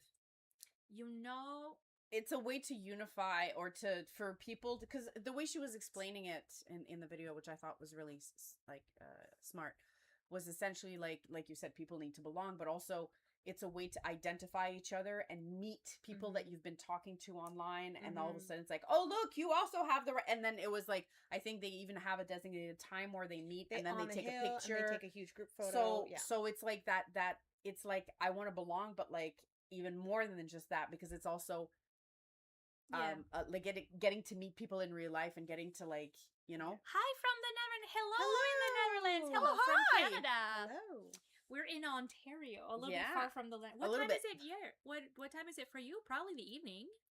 It would have to be at least 5 to 6 hours later, I think. Well, hope you had a great dinner. Yeah, or at least a good day if you haven't had dinner yet. No, but it's true. It's become a lot more than I want to belong to this group. What I'm struggling to understand is, why do we not like this? I saw. Oh no, it's not. I saw somebody respond to this saying, calling it tall poppy syndrome. Right? Tall poppy? Tall poppy syndrome is what they were Interesting. calling all the like haters of Andrew Barry and of this whole phenomenon, because they're like, you can look out at a sea of poppies and you can see all the beautiful flowers, but you're going to fixate on the 2 that are the tallest, and you're going to want to pluck them because they're too tall. Oh, and they don't belong. They break the horizon. They break it. They take away from the full field. So you're going to want to pull those 2 that are too tall. And I just thought that was such an interesting metaphor for, there's this incredible, huge variety of beautiful out there, but why are this small group of people who are being grumbly fixating on these 2 that are just slightly taller? And I Why wonder are how they demanding that they pluck them? and how small is small, because I really hear when Deborah says, like, oh my god, everyone in this sheep and wool show is wearing the same sweater. What's going on? Hold on. Is it everyone? Or did you see 10 people wearing the same sweater and arrived at a personal conclusion that everyone is wearing I'm gonna be honest. Well, I saw some of the pictures from Rhinebeck, and it's a lot of people who wear it. Like, a lot. Let me see. But it's not everybody. It's not everybody. But it is a lot of people. Last year was a lot. I remember reading about this and seeing it mentioned in multiple knitting podcasts that I follow, where last year's 8 in the evening. like Ooh. like Andrew Mowry meetup for the Rhinebeck sweater, Yeah. which I think was the Ooey Gooey. Yeah, it was Oh, the yeah, Ooey the Gooey Ooey last Gooey. year. That meetup was humongous and was like overwhelming to a lot of people, and I think they Right. had like several hundred people on the hill, Oh my god. which for a festival Yes. of that size was like substantial, Yeah. right? And so that was like the if you think first about year. how many people go to Knit City here in Canada is about 400 Yeah, in so a day. 200 of those wearing the same sweater. That's notable. okay, Oh, so yeah. let's see. So based off of her Instagram post from last year, from Andrea Mowry's post from last year, she has got photos. Oh no, this is from 2024 actually. She doesn't That's have photos. Does she say how many people? She didn't say how many people, but it was a humongous group. Does she? And have I photos? actually really like that. I like that there's people that, like, these are people that already do belong to a community. The community that follows this designer, that has similar tastes in clothing, similar Excuse tastes me. in design features. And they have found each other, and this just happens to be the place where they gather. Mm-hmm. I do really like that. On the other hand, I wonder what we're missing by... And that was the idea. What are we missing out on? Not necessarily missing out on, but well, in the way that like in order to have all of these people knit the same thing, so many ideas had to be put aside. So many inspirations that could have been did not happen because everybody decided to do the same thing. That's the idea of Yeah, but we're all Or the adults with criticism. autonomy, and we Yeah, can exactly. choose if we want to make it or not. I think it speaks to the like how much people love that designer and her designs. Mhm. That so many people wanted to make it. Like, and I know a lot of people were like, "Oh, the ooey gooey, like, it was so simple, whatever." I thought it was Then heckin' don't make cute. it. I thought it was Like, adorable. I thought it was so cute of a design. Yeah. And for coming out in the Personally, I love simple patterns. Simple Yeah. patterns, give them to me all day. Well, I I'm think less that's- likely to knit a very complicated color work Exactly. design Yep, than I am to knit exactly. a simple pattern like the Ooey Gooey. yeah, it was great. I'm just looking at it now. It's so cute. I'm just trying to find like if she's got I'm not seeing anything on her Instagram of the meetup from last year, Yeah, which I is don't know. kind of incredible given the volume of people that were there, which is kind of I do interesting. want us to ponder, though. Sorry, I'm venting my belly. I do want us to ponder, is it really a trend because these microcosm of people gather at the Hill in Rhinebeck, New York, once a year wearing the same sweater? Is that a trend? Or what is a trend, really? Because I think it's... Because I technically think a trend it's is interesting to say, like, it's popular within this sphere, but like to demographical me, a sphere. trend is Global. No, not just global, Or but generational. a trend is not gonna stay. A trend is Exactly. passive. Like it's how do you say, like passing, yeah. pass- It's it's in fleeting. passing. There we go. Yeah. It's fleeting. Like it's not gonna be there. Like I'm not saying it's there's not necessarily a definite amount of time that it should be there, but it's not gonna be there forever. To me that's the definition of a trend. So I'm just Yeah. gonna pull them up. And it's really interesting to me to wonder about these things because when I So think about trends, This was last year's Rhinebeck sweater, the Ooey Gooey. yeah, have your face a little bit. Okay. Yeah. And yeah. then this is this year's sweater. It's called the Antipodes. I think it's pretty cute. I It's- don't think I'd make it just because I'm not the biggest fan of knitting color work. Will it go? That's because your face is in frame. There we go. There you go. Right? Yeah. I think it's pretty cute. I'm not the biggest fan of knitting color work, but this sweater released and I was on the Craft Snark subreddit like 2 days later and there was Great already place to be, by the so way. many posts about it. And it was like, why? If you don't like the sweater, Don't make Don't make knit it. the sweater. You don't have to buy the pattern. You don't have to knit it. Like, what's the big deal? No, agreed. I That I agree with. There's a second thing that people have an undying desire to. The first one is to belong. Yeah. The second one is to hate on stuff. Yeah, like Well, it's Why- no. It's a why little different. Is this It's so not. necessary. It's not just hate on stuff. I feel like it's both. So, on the one side, you have those who will be like, I need to do this sweater, or I need to belong, I need to be, and then they'll hate anything that's original, or not hate, that's not the right word, but like they'll dismiss things that are original and not part of this group. And then you have the opposite, who are the rebels, quote unquote, who believe they're rebels, I guess, who will do the opposite and say, I don't like this trend, or I don't like this sweater, I'm going to do my own thing. And then they hate on that pattern just because this is the pattern people chose to do, which again, people have autonomy. They get to choose what they want to do. So why do we have to hate on, whatever you decided to do? Yeah. It's up to you. It's your decision. The only thing I would lament is the fact that if so many people are doing the same thing, then there's less variety of ideas or inspiration for me to see. That's the only thing I would say. But at the same time, you also have autonomy over that. Yeah. Just because if you're being bombarded with the same sweater, that's not because people everywhere are like obscuring everything else from you.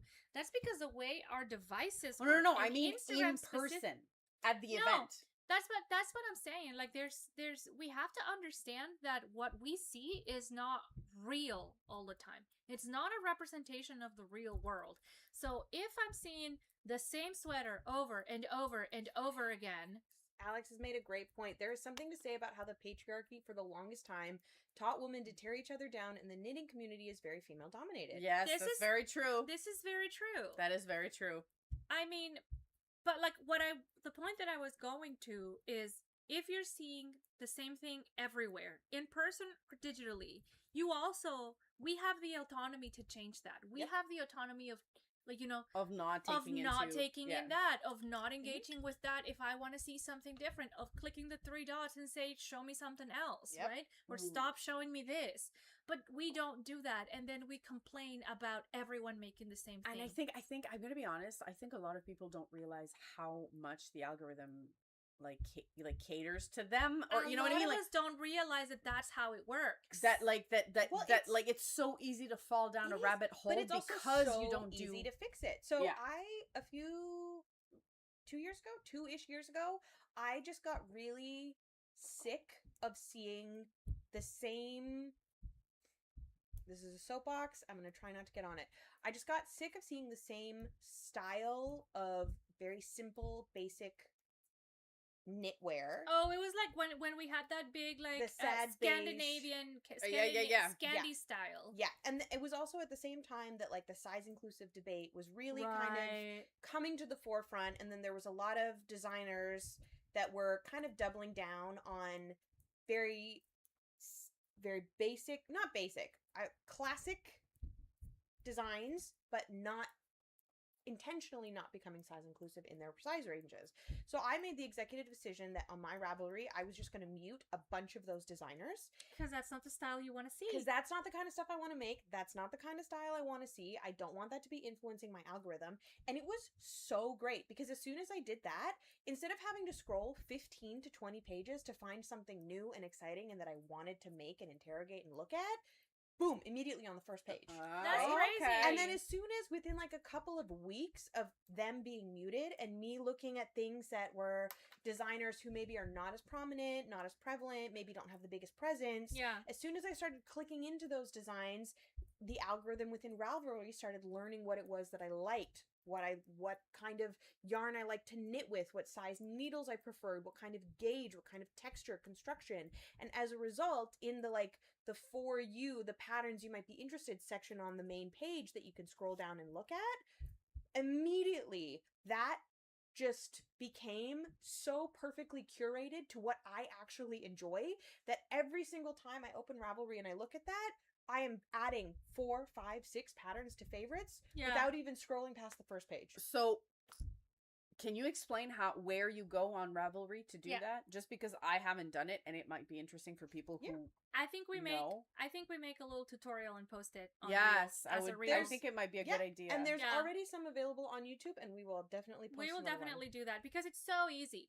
Another thing, okay, I remember the term that I was looking for that I didn't want to sound bad, and the term is circle jerk. Sometimes you gotta say what you gotta say. Sometimes you gotta say what you gotta say. And what I mean by that is, like, if you are getting tired of seeing the same group of people doing the same sweater and the same style all the time, you're probably in the middle of a circle jerk, my friend. Yep. Extract yourself from there. Yep. If you don't know what a circle jerk is, look it up. It's essentially the same group of people just like, validating each other's stupid choices or like incorrect opinions. And I'm not saying they're stupid or incorrect. I'm saying like if you're part of a circle and that's the dynamic that they have, they're just going to keep encouraging each other and it becomes impossible to see outside of the circle. Yep. Right? And it's very easy to fall for that. It's very easy to get trapped into one of those inadvertently and then wonder like, why is everybody making the same sweater? Where has originality gone? We have lost all sense of creativity. No, my friend. You're trapped in a circle jerk. You're trapped in a circle. Look away. You know what else also helps with your algorithm? The way our phones function. And I'm not an IT specialist, so this could have changed in the last little bit. It probably has. But the way I was informed about how algorithms work is that it's not that my phone is listening to me. It's that my phone is monitoring whose phones I'm close to. Yeah. I spend a lot of time with these two women. Like, an obscene amount of time with these two women. So what they are interested in will show up in my algorithm because my phone is pinging off of theirs all the time. Yeah. And is recognizing that I'm spending time with the two of them.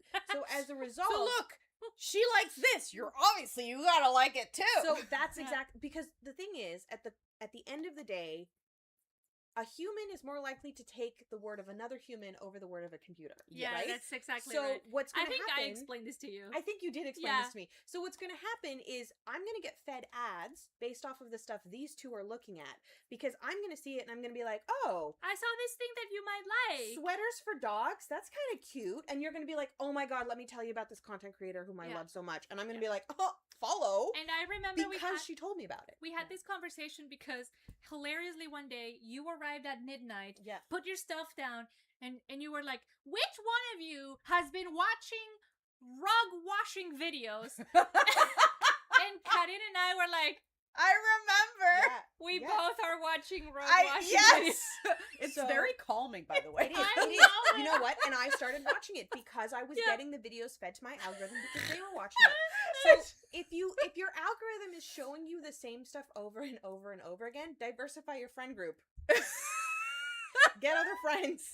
Or alternatively, go somewhere where your phone, so I now get a lot of stuff in my algorithm that my coworkers see because I spend 5 days a week in the labs with people who have very diverse interests from myself. Yeah. So I get fed a lot of stuff that they are interested in, and I'm like, oh, I know exactly who it was that I got this from. Yeah, when I was going to the office, I would get fed a lot of baby stuff. I'm like, I'm not interested in this, but there was a lot of new moms in my office, right? I just want to point the advantage of not having your phone in the office. I don't get that because it's literally just like I walk in the building, close, put it in the locker. Yeah, the phone but you know does what? Not... Your phone is still pinging off of the other phones in the surrounding lockers. Yeah, but they're all closed. Does it still pin when they're closed? Yeah. Okay, it just means it's locked in and nobody else can access it. But I haven't. It's not. No, but you're right because they're not actively using it. They're not. Yeah, There's not nobody's actively using it. So maybe because I haven't really gotten anything that like weird or like that. Sounds very. But still, out of the ordinary. That is how it works. If you go on a trip somewhere, you'll find your algorithm will change because you're around different people. If you change your workplace, you'll find your algorithm will change because you're around different people. If you start going to a new exercise class, you'll find your algorithm will change because you're around different people. If you want your algorithm to change the people who you're around. Yeah. Wow. And that's a free lesson. Again, not IT specialist. Not an IT specialist. I've just noticed patterns. I live in an apartment building where there's an apartment here, there's an apartment here, there's an apartment here, and there's an apartment here. There's 4 different units surrounding mine. Depending on where I am in my apartment, my algorithm will feed me different content. That's too funny. Because there's 4 different units surrounding mine. Yeah. So, as a result, I'm pinging off 4 different sets of phones. I wonder what your neighbors are getting. I don't know. What are you getting? Yarn. Yeah, I'm gonna be honest. I get mostly calendars. I get mostly yarn, book stuff, and funny animals. Okay. I have a thing for like these, the posts and reels that are like animals with voiceovers. Yeah, love those. That's too funny. It's so dumb, but I love it. I think to round out this discussion, I'd like this to like what's your takeaway from this? Like I'll start. My takeaway is I see and I celebrate the designers that are popular for their own merit, but I'm also cautious of falling into a trap where all I see is that. So I'm gonna make it a point for myself to do my own organic searches, like use my keywords that I'm actually interested in, rather than just falling prey into scrolling and allowing the application and allowing other people to dictate what I see. I'm gonna make my own searches with keywords that I want to see. Yeah. What's your takeaway? My takeaway from all of this is that I will always trust a person over an algorithm, and that I will always interrogate what my algorithm is showing me, and that I will always fight against it where I can, in the sense that I will always be hitting the 3 dots and being like, not interested, don't show me this, blocking the accounts or muting the accounts that don't interest me or that I'm just not vibing with. Taking an active role in the curation of your own social media. Exactly. Yeah. And that's where I stand in terms of like the algorithm side of things. When it comes to the designers that are incredibly popular, get your bag, get your flowers, right? And yeah, girl, you're doing a good job, also, Andrea Mari. Keep going. Stop yucking other people's yum. I was literally gonna say that. That was my. That's your takeaway. Yeah. If 100 people want to make the same sweater and show up to the same festival in the same sweater, that is their God-given right. Fucking let them. We're in a capitalist hellscape. The world's on fire. It's like 45 degrees in France right now. Fucking let them wear the same sweater to a fucking festival. Let them have joy. Let them have joy. Don't judge them because there's a lot of them. Yeah. That's the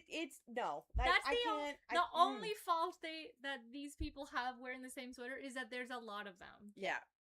That's it. I can't. So I probably wouldn't make one of Andrea Maury's sweaters for Rhinebeck simply because I'm not going to Rhinebeck. I'm too poor to go to Rhinebeck. I would love to. Also, I'm terrified to go to the States right now.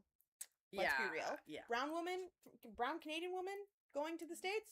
Doubt it. No. Not happening anytime Just soon. women in general, Just honestly. women in general. That's already enough. Brown Add the stuff on top. We're not doing that. So, yeah, not going to Rhinebeck anytime soon. And also, I take way longer than 3 months to knit a sweater. So I'd need to be starting in February to have a sweater done by November. So that timeline just doesn't work for me. I could knit a previous year's one of Andrea Maury's Rhinebeck sweaters for Rhinebeck. That'd be great. Maybe I will one day if I ever get a chance to go to Rhinebeck. Don't you love having power of will? Oh my god! Amazing!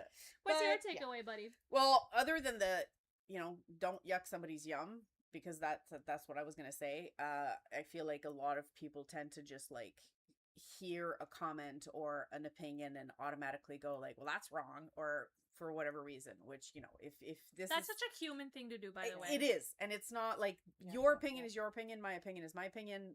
We may have differences, and that's okay. When it comes to the algorithm, I think my takeaway is spending like less time on social media in general. Honestly. Amen. And I think for me it would be more like you said, catering a little bit more, or how do you say, like curating my own algorithm or my own videos or what I want to see, which I have been doing, and I've noticed a bit of the difference. Yeah, because I've noticed like I see more of the stuff that I want and less of the stuff that I don't want. And as for trends and festivals and stuff, listen, I was not trendy back in high school, and I'm not trendy today. I don't do trends that much, so I don't really like, it doesn't bother me. I'm more the kind of person that just like, hey, does this feel good on my skin? We're good. Like, so if it happens to be what everybody else is doing, that's great. If it's not, that's also great.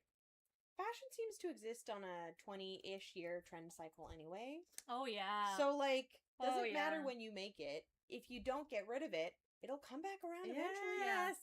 And don't, like, I think that the thing I would add is, if you, like, don't do it just because you have FOMO. This is very hard, and I mean, it depends on the person, but that's what I would tell myself. Yeah. It's not because everybody else is doing it that you need to do it. If the only reason you're doing it is because you want to do what everyone else is doing. If this brings you joy to do that, then that's great. But if the only reason you're doing it is because you feel like you have to, because everybody else is doing it, so I guess I could. Yeah. It's not worth it. FOMO is anybody else having a flashback to when our moms used to say, just because so-and-so is jumping off a cliff doesn't mean you have to. This is it. This is my Your mom moment. was right. We're never going to tell them that they were right. No. Why would we do that? But my mom was right. They were right. Yeah. They're always right, okay? But it takes you years to realize. Yeah, well, that's one of the upsides of us being in our 30s and 40s, is that now we have the life experience and the hindsight to be like, fuck trends. Oh my God, Mom. I'm gonna do what is right. You for were right, life. Dad. You were right. People, like adults in my life back then, you were right. And when you're a teenager, you're like, you don't know anything about my life, and you're like, no, they do. They do. It's just that it's gonna take you about 15 to 20 years to realize that they do. Yeah. And we've been around the block, and we can tell you, you don't have to make that sweater if you don't want, honey. No. You can make whatever you want. And if it's not what other people are wearing, so be it. And you don't need to feel, if you want to make it, you don't have to feel bad. rushed to make it either. Yeah, don't feel bad, don't feel rushed. You can put it in your plans for the future. Yeah. You don't have to make it right now because everybody else is making it right now. And you conversely, can make it when you want to make it. If you want to make it because the meme is fun and you like the challenge and you want to take a picture on the hill, do it! Go for it. Don't let anybody tell you that you're a sheep. Do it.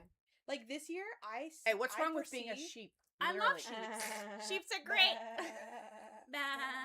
This year, I foresee a lot of the Andrea Mowry Antipodes sweater, but I also foresee a lot of the Mary Maxim Fox sweater from someone Project from our Hail Mary. Nickname made it recently made. Yes. Beautiful sweater with the fox. Which I saw, a lot and of it's people such a wearing that beautiful trend back movie. as well. I'm late to the game, but I loved it. Good. So, yeah. Project Hail Mary. Mwah. Chef's kiss. That's what I... Chef's kiss. Now I just gotta watch Odysseus, but it's gonna take a while. So. The Odyssey was really good. Yeah, the Odyssey. No, I watched it. It kept me awake the whole 3 hours. No, you laugh, but this is an accomplishment because I feel that too. I usually 3 hours is too long. I saw a post today and it was just like, here are the 4 best times to go to the bathroom. And I was like, I'm going to bookmark that because that's going to be helpful at some point. Don't get the large soda. Don't get the large soda because you will drink it and you will have to pee. There's a chance I could go see it on Wednesday with some of my coworkers, and then again next weekend with my family. And I'm like, I'm gonna be honest. I'm gonna wait till Matt feels up for it because he wants to watch it. So I don't know when I'll see it, but I'll see it at some point. It'll be in theaters a long time, I foresee. What I can say about it is that I really liked that they focused on the human side of the Odyssey and not the deities, not all the mythical gods and goddesses that are involved in it. So it's more like when I think about the Odyssey, I think about humans being led around and by the will of the gods. They're pawns. Yeah, they're pawns in a game that the gods are playing. Yeah. But in this movie, it really is more of a focus on what are the consequences of our own actions, regardless of what the gods tell you to do. Yeah. And I think that was a really refreshing, very a different take on the events of the Odyssey. So I liked it for that reason. I thought it was very well done. You know, Anne Hathaway actually learned how to weave in preparation for this role. Yes, I did. And she was like, I'm not going to mime it. She's like, I'm going to do it properly. It's and I really respect that. Yeah. That is, that's awesome. I mean, it's also a really cool thing to pick up anyway. Oh, for sure. Regardless of whether you're doing it for, For sure. You want to hear something funny? Every time I think of the movie, The Odyssey, which I still haven't seen yet, and every time I think of Tom Holland's character, I cannot think of it as Telemachus. I always think of it as Telemachus from Epic. I always have to sing it. I always have to sing his name like it's sung in the... Yeah. Which song is it? Is it the first one? Yeah, it's in the first one. Yeah, it's the horse and the infant. Yeah. I always have to sing Telemachus's name the way it's sung in For me, it's Penelope. Because every time Anne Hathaway walked on screen, I was like, Penelope. If you haven't seen The Odyssey, I really recommend that you watch all of the animatics for Epic the Musical. Yeah. Just to get your refresher of the actual events of the story. And it's such a fun way to absorb it. I'm really a big fan of Epic the Musical. Same. Yeah. Same. Penelope. Actually, now that you mentioned Epic the Musical, there's a string motif that follows Odysseus through everything he does, especially when he's like stringing his bow and he strums the bow. And the musical motif is din din din din, and that's it, right? And a lot of Epic the Musical fans are now like fantasizing and like thinking about like, oh my god, that's the same motif as one of the songs in Epic the Musical. There's Was he inspired by big Odysseus, like this big Odysseus moment where he's singing, I'm just a man who's trying to go home. And it's kind of like a little like a wink. And the motif is like dun dun dun dun. So that's really people great, are now like conspiracy theorizing, like, did Christopher Nolan watch Epic the Musical? Or someone working on the movie did. No, the composer Bjorn. I can't remember his last name. Gussington. He's already won like 2 Oscars. He won for Sinners, I think. He did. Yeah. He decided they weren't going to use like a traditional orchestra. They went for ancient instruments. So they that's what I learned. They used like contemporary instruments to the time period, like drums, a lot of like excited. metals, a lot of strings. Very excited. I can't wait to see it. And you can really feel it. It feels so fulsome, but also like it's in the right spot. Like the music's in the right spot. Yeah. I've listened to the score a little bit in preparation, and I'm fucking stoked. Watch The Odyssey, listen to the score, and tell us in the comments, was it a nod to Epic the Musical, or is it just a coincidence? I'm gonna buy into that conspiracy, because why not? Why not? I love it's nice. it. And then, so here's another tangent, but kind of same. Speaking of movies, have you seen that they've they've officially announced the plot of Spaceballs 2? No. I'm so excited. We saw so like this is like 30 years in the future, 40 years. So they just they went to Comic-Con recently, oh god, that was like literally just this weekend. Dark Helmet, who plays the guy who played is it Mel Brooks? No. Well, yeah, of course it's Mel Brooks, but like he's Yogurt again. Oh. Dark Helmet was played by, oh my god, I'm blanking on the name. That's I'm so sorry because I feel so bad. He's such a wonderful human being. Rick Moranis. Who literally after doing so many great movies decided to retire from Hollywood to take care of his children and his family and Honey, I Shrunk the Kids. Yeah, and now essentially he came back, and the way it happened in the Comic-Con is they literally announced Dark Helmet, and then he just walks on stage, and everybody, the standing ovation he got was so phenomenal. I was like, such an icon, Rick Moranis. He is, and a Canadian icon. Is he Canadian? I'm pretty sure he's Canadian. I didn't know. Is he? I think so. Let's find out. I have no idea. Oh my god, I'm so excited. Spaceballs. Yes, he is. He is from Toronto, Canada. Look at that. So, well, good for you. Ones are Canucks. One more reason to love you. Anyway, the standing ovation was amazing, and then they announced the plot. Apparently, the plot, without giving too much away, I mean, you can read the synopsis, is it's 40 years in the future, 50 years in the future. Vespa is now queen. And they have to find, so something happens, Dark Helmet is back for some reason, we don't know how, but he is back in the picture, and they have to find, so Lone Star has been lost, like, he's lost, we don't know where he is, we have to find, so the goal of the movie is to find Lone Star and Yogurt to defeat Dark Helmet, so that it's the journey of finding Lone Star and Yogurt. I love it so much. I'm so excited. I saw this and I was like, no, like Spaceballs is one of my favorite movies of all time. I'm a huge Mel Brooks fan. When they inevitably show the original at the Mayfair, we are watching it. Have to go. Otherwise, I'd like friendship over. No, not friendship over, because there's no way that we're not going to see it. Like, I was gonna say, like, this is like, it's my childhood. I like, it's my childhood. I freaking. Well, we're gonna definitely go. You have the option if you don't. I want to. didn't grow up We'll here. definitely go because. But honestly, have you watched it? I don't remember. If I you know about haven't- it, but I don't remember. If you haven't, we will introduce You have to comb the sand. Okay.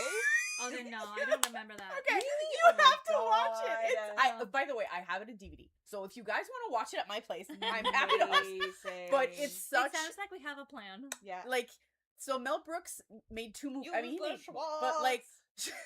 Spaceballs and Robin Hood Men in Tights Oh, are forever so my good. favorite. That one is my childhood. Yeah, so We're those men it's the in- same humor. We're men in tights.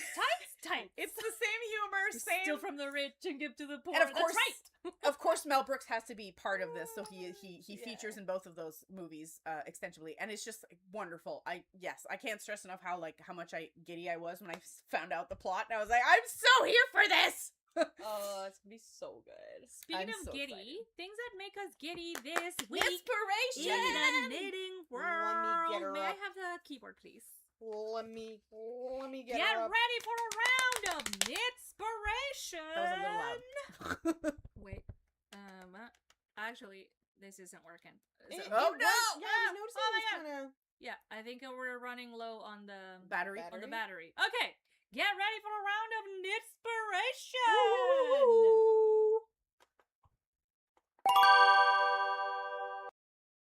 That was it. I'm so excited. All right, I'm so excited. I'm gonna go first because my inspiration is not as exciting, I'm sure, as everybody Okay. else. Because so freaking excited. the reason I'm saying this is Talk because down on your own knitspiration. my inspiration is this yarn, Oh, simply because so good. nice. it's the one that got me to knit again. I So wanna eat it. That is so incredibly like important though. Yeah. so it's That it's, is it's inspiring. I needed to Yeah. be this because otherwise I would not be knitting today, or I would be, but For like the yarn. I wouldn't be enjoying yarn. the experience. So that's my inspiration. Very nice. Short and sweet. We love it. Love that. And can you tell us again what brand this Oh yarn yes, is? it is the Lang Yarns Quattro Dégradé. Dégradé, made in, like I said, made in Italy, because yes, and it's 100% cotton. Can I? Very what color is nice. that? Actually, because I'm going to be doing the show notes. Oh, I think it's tomorrow, fuzzy peach. I think it's called fuzzy peach or something. I'm gonna Oh, cheat it and does I'm just look gonna like a peach. take a photo of this so that I can make my job easier tomorrow. And it worked up Thanks, so bud. nicely. And there's, if you go to Le Laine Biscotte, they it? have different colorways. Maybe not exactly this Laine one, but they'll Quattro? have the Laine Quattro Dégradé. They have a few so different. beautiful. Yeah. But yeah. Okay, maybe I'll just have to find my way over there one day. Fantastic. Oh well, I was just gonna say, if you guys want to come over, there's a few people who want to go to the beach. Not the beach, but the Museum of History is doing like the docks. I do want to go swimming. So if you guys want to do that, there's a few people who were mentioning doing that at some point, and then going to or Le Laine Biscotte first, and then going to the beach, or vice versa. Ooh, that would be really And then we nice. could finish with ice cream at Bobino's. I'm just saying. You are speaking my language. Yeah.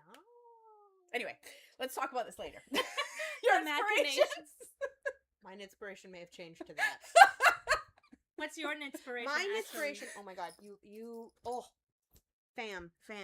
Let me set. I'm ready. Let me Give it to set you me. a scene. Let me set you a scene. Okay. So I Paint was. me a picture.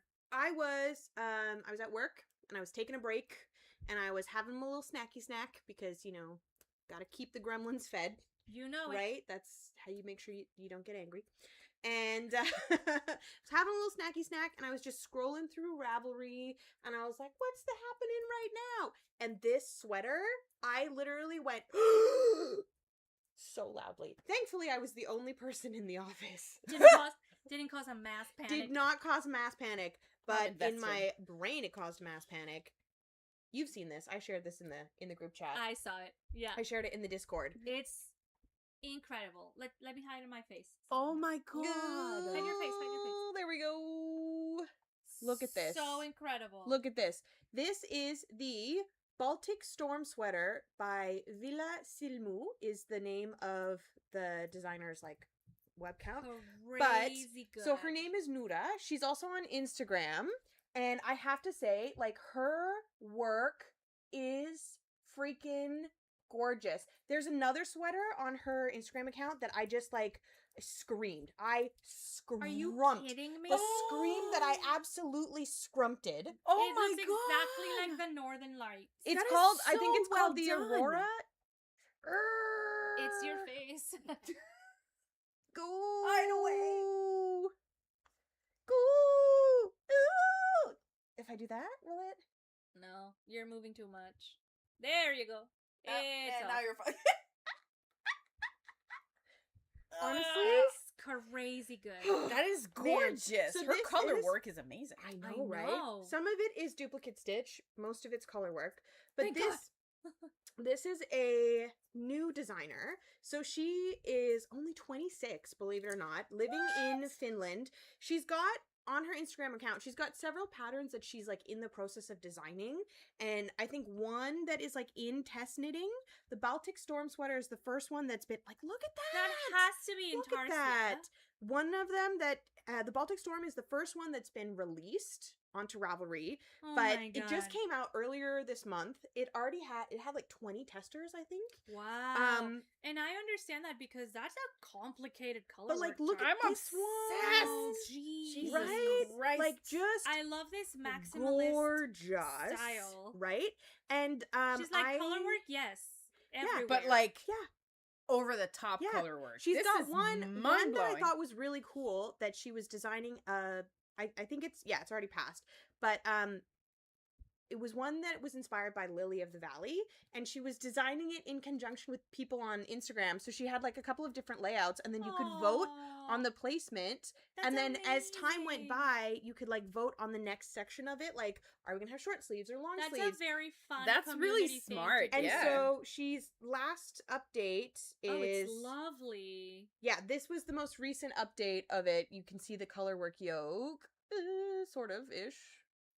Oh, that green Yeah, is right? glorious. You can see It's the color work yoke. glorious. Anyway, this designer is like sending me, and I started scrolling back through my projects to be like, when was the last time I did color work, like a color work yoke sweater? When is the 2020. last time? I just love how 2020. when we were talking about ran back, you're like color work, and then you're like color work. But no, actually, legit, like We I scrolled back contain through, multitude. and We I was like, contain oh wow, I multitudes. have only done color work socks since 2020. The last color work sweater, the only color work sweater that I've done two. That's a lie. I've done two color work sweaters. 2020. And I'm like, girl, I gotta get off this high horse I'm on and do another one. Yeah. And I'm like, is it gonna be the Baltic Storm sweater? Am I gonna bite the bullet and do this all over It's full so body, beautiful. crazy, busy, intense I mean, one? why could. go? Do it. Why go do it. through the what do you call it? The shallow end where you Yeah. could just go through the deep end. Yeah. Just like But what dive in. I am obsessed with this Aurora one that she has not Yeah, the released Aurora yet. one is crazy. I Yeah. am obsessed with it. Even if I just did the That Aurora with, and like, not with like the mountains and stuff underneath Purples and like Ugh. navies, I would Yes. lose my shit. I would do it in a purple with green. it. Right? Oh my God, Oh, yes. Right. So I have a feeling I'm gonna bite off more than I can chew. Love that for you. And she's gonna be running a cal. I think, has it started? She's gonna be running a cal for the Baltic Storm sweater. I'm not I gonna don't know if you participate. can fully appreciate. There's a tiny lighthouse in the middle of that scene, and it's absolutely incredible. Come on. We're gonna put the picture. We'll put the picture.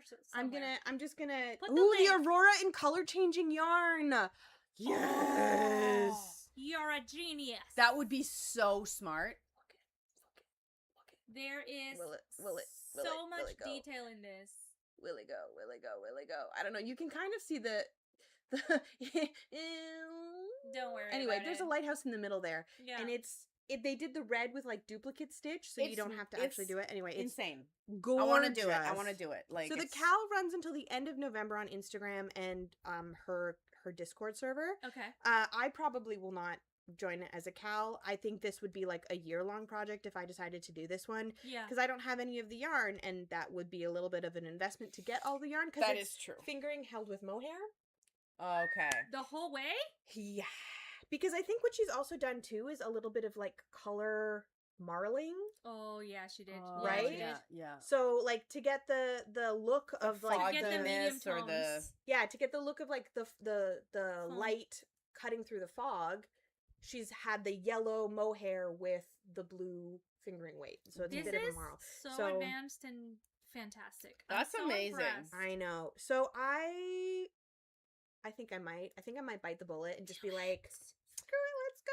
I'm just saying, but I can get the card and we just go to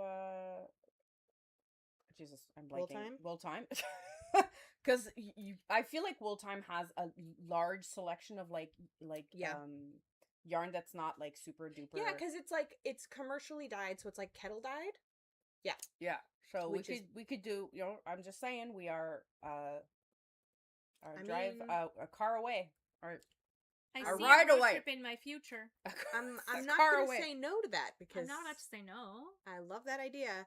Anyway, I'm probably you're probably gonna see me in a few months like cursing the world and this project. I cannot wait.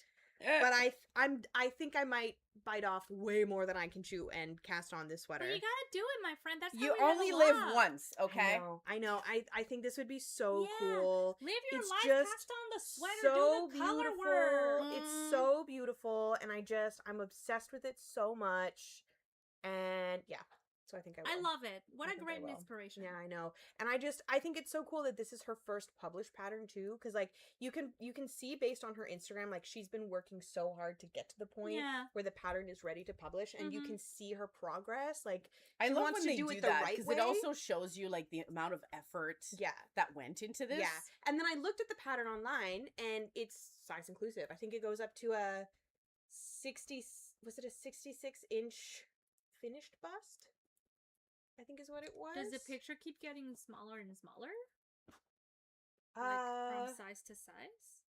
That's a question that I can investigate myself. I was just wondering. I looked to see how many completed projects there were, and there was like 24 projects on Ravelry, but I didn't go in and look at them all too closely. Okay. Because I just saw it and was like hysterically sobbing at how beautiful it was, and was like hyperventilating, and I was like, smash the like button now.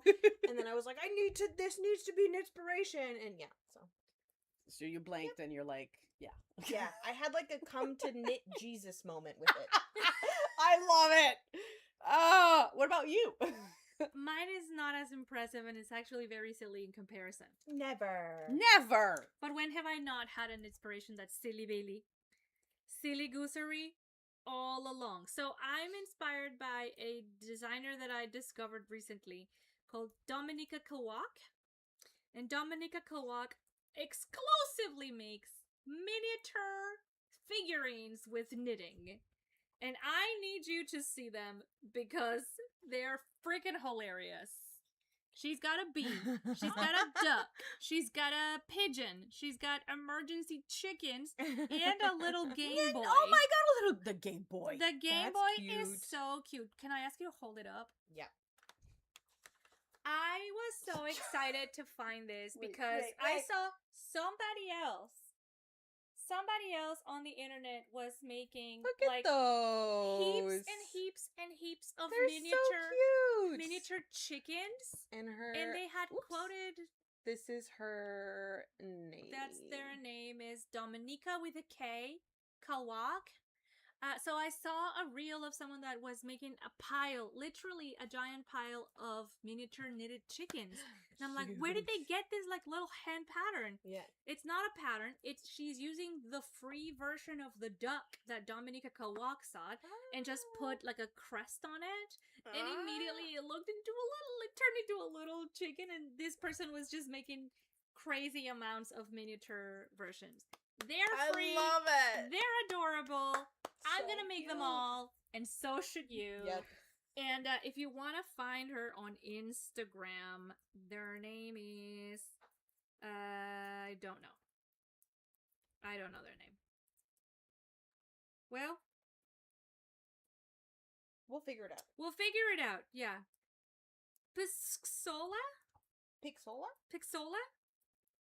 I think it's Pixola. No, isn't that a tattoo artist?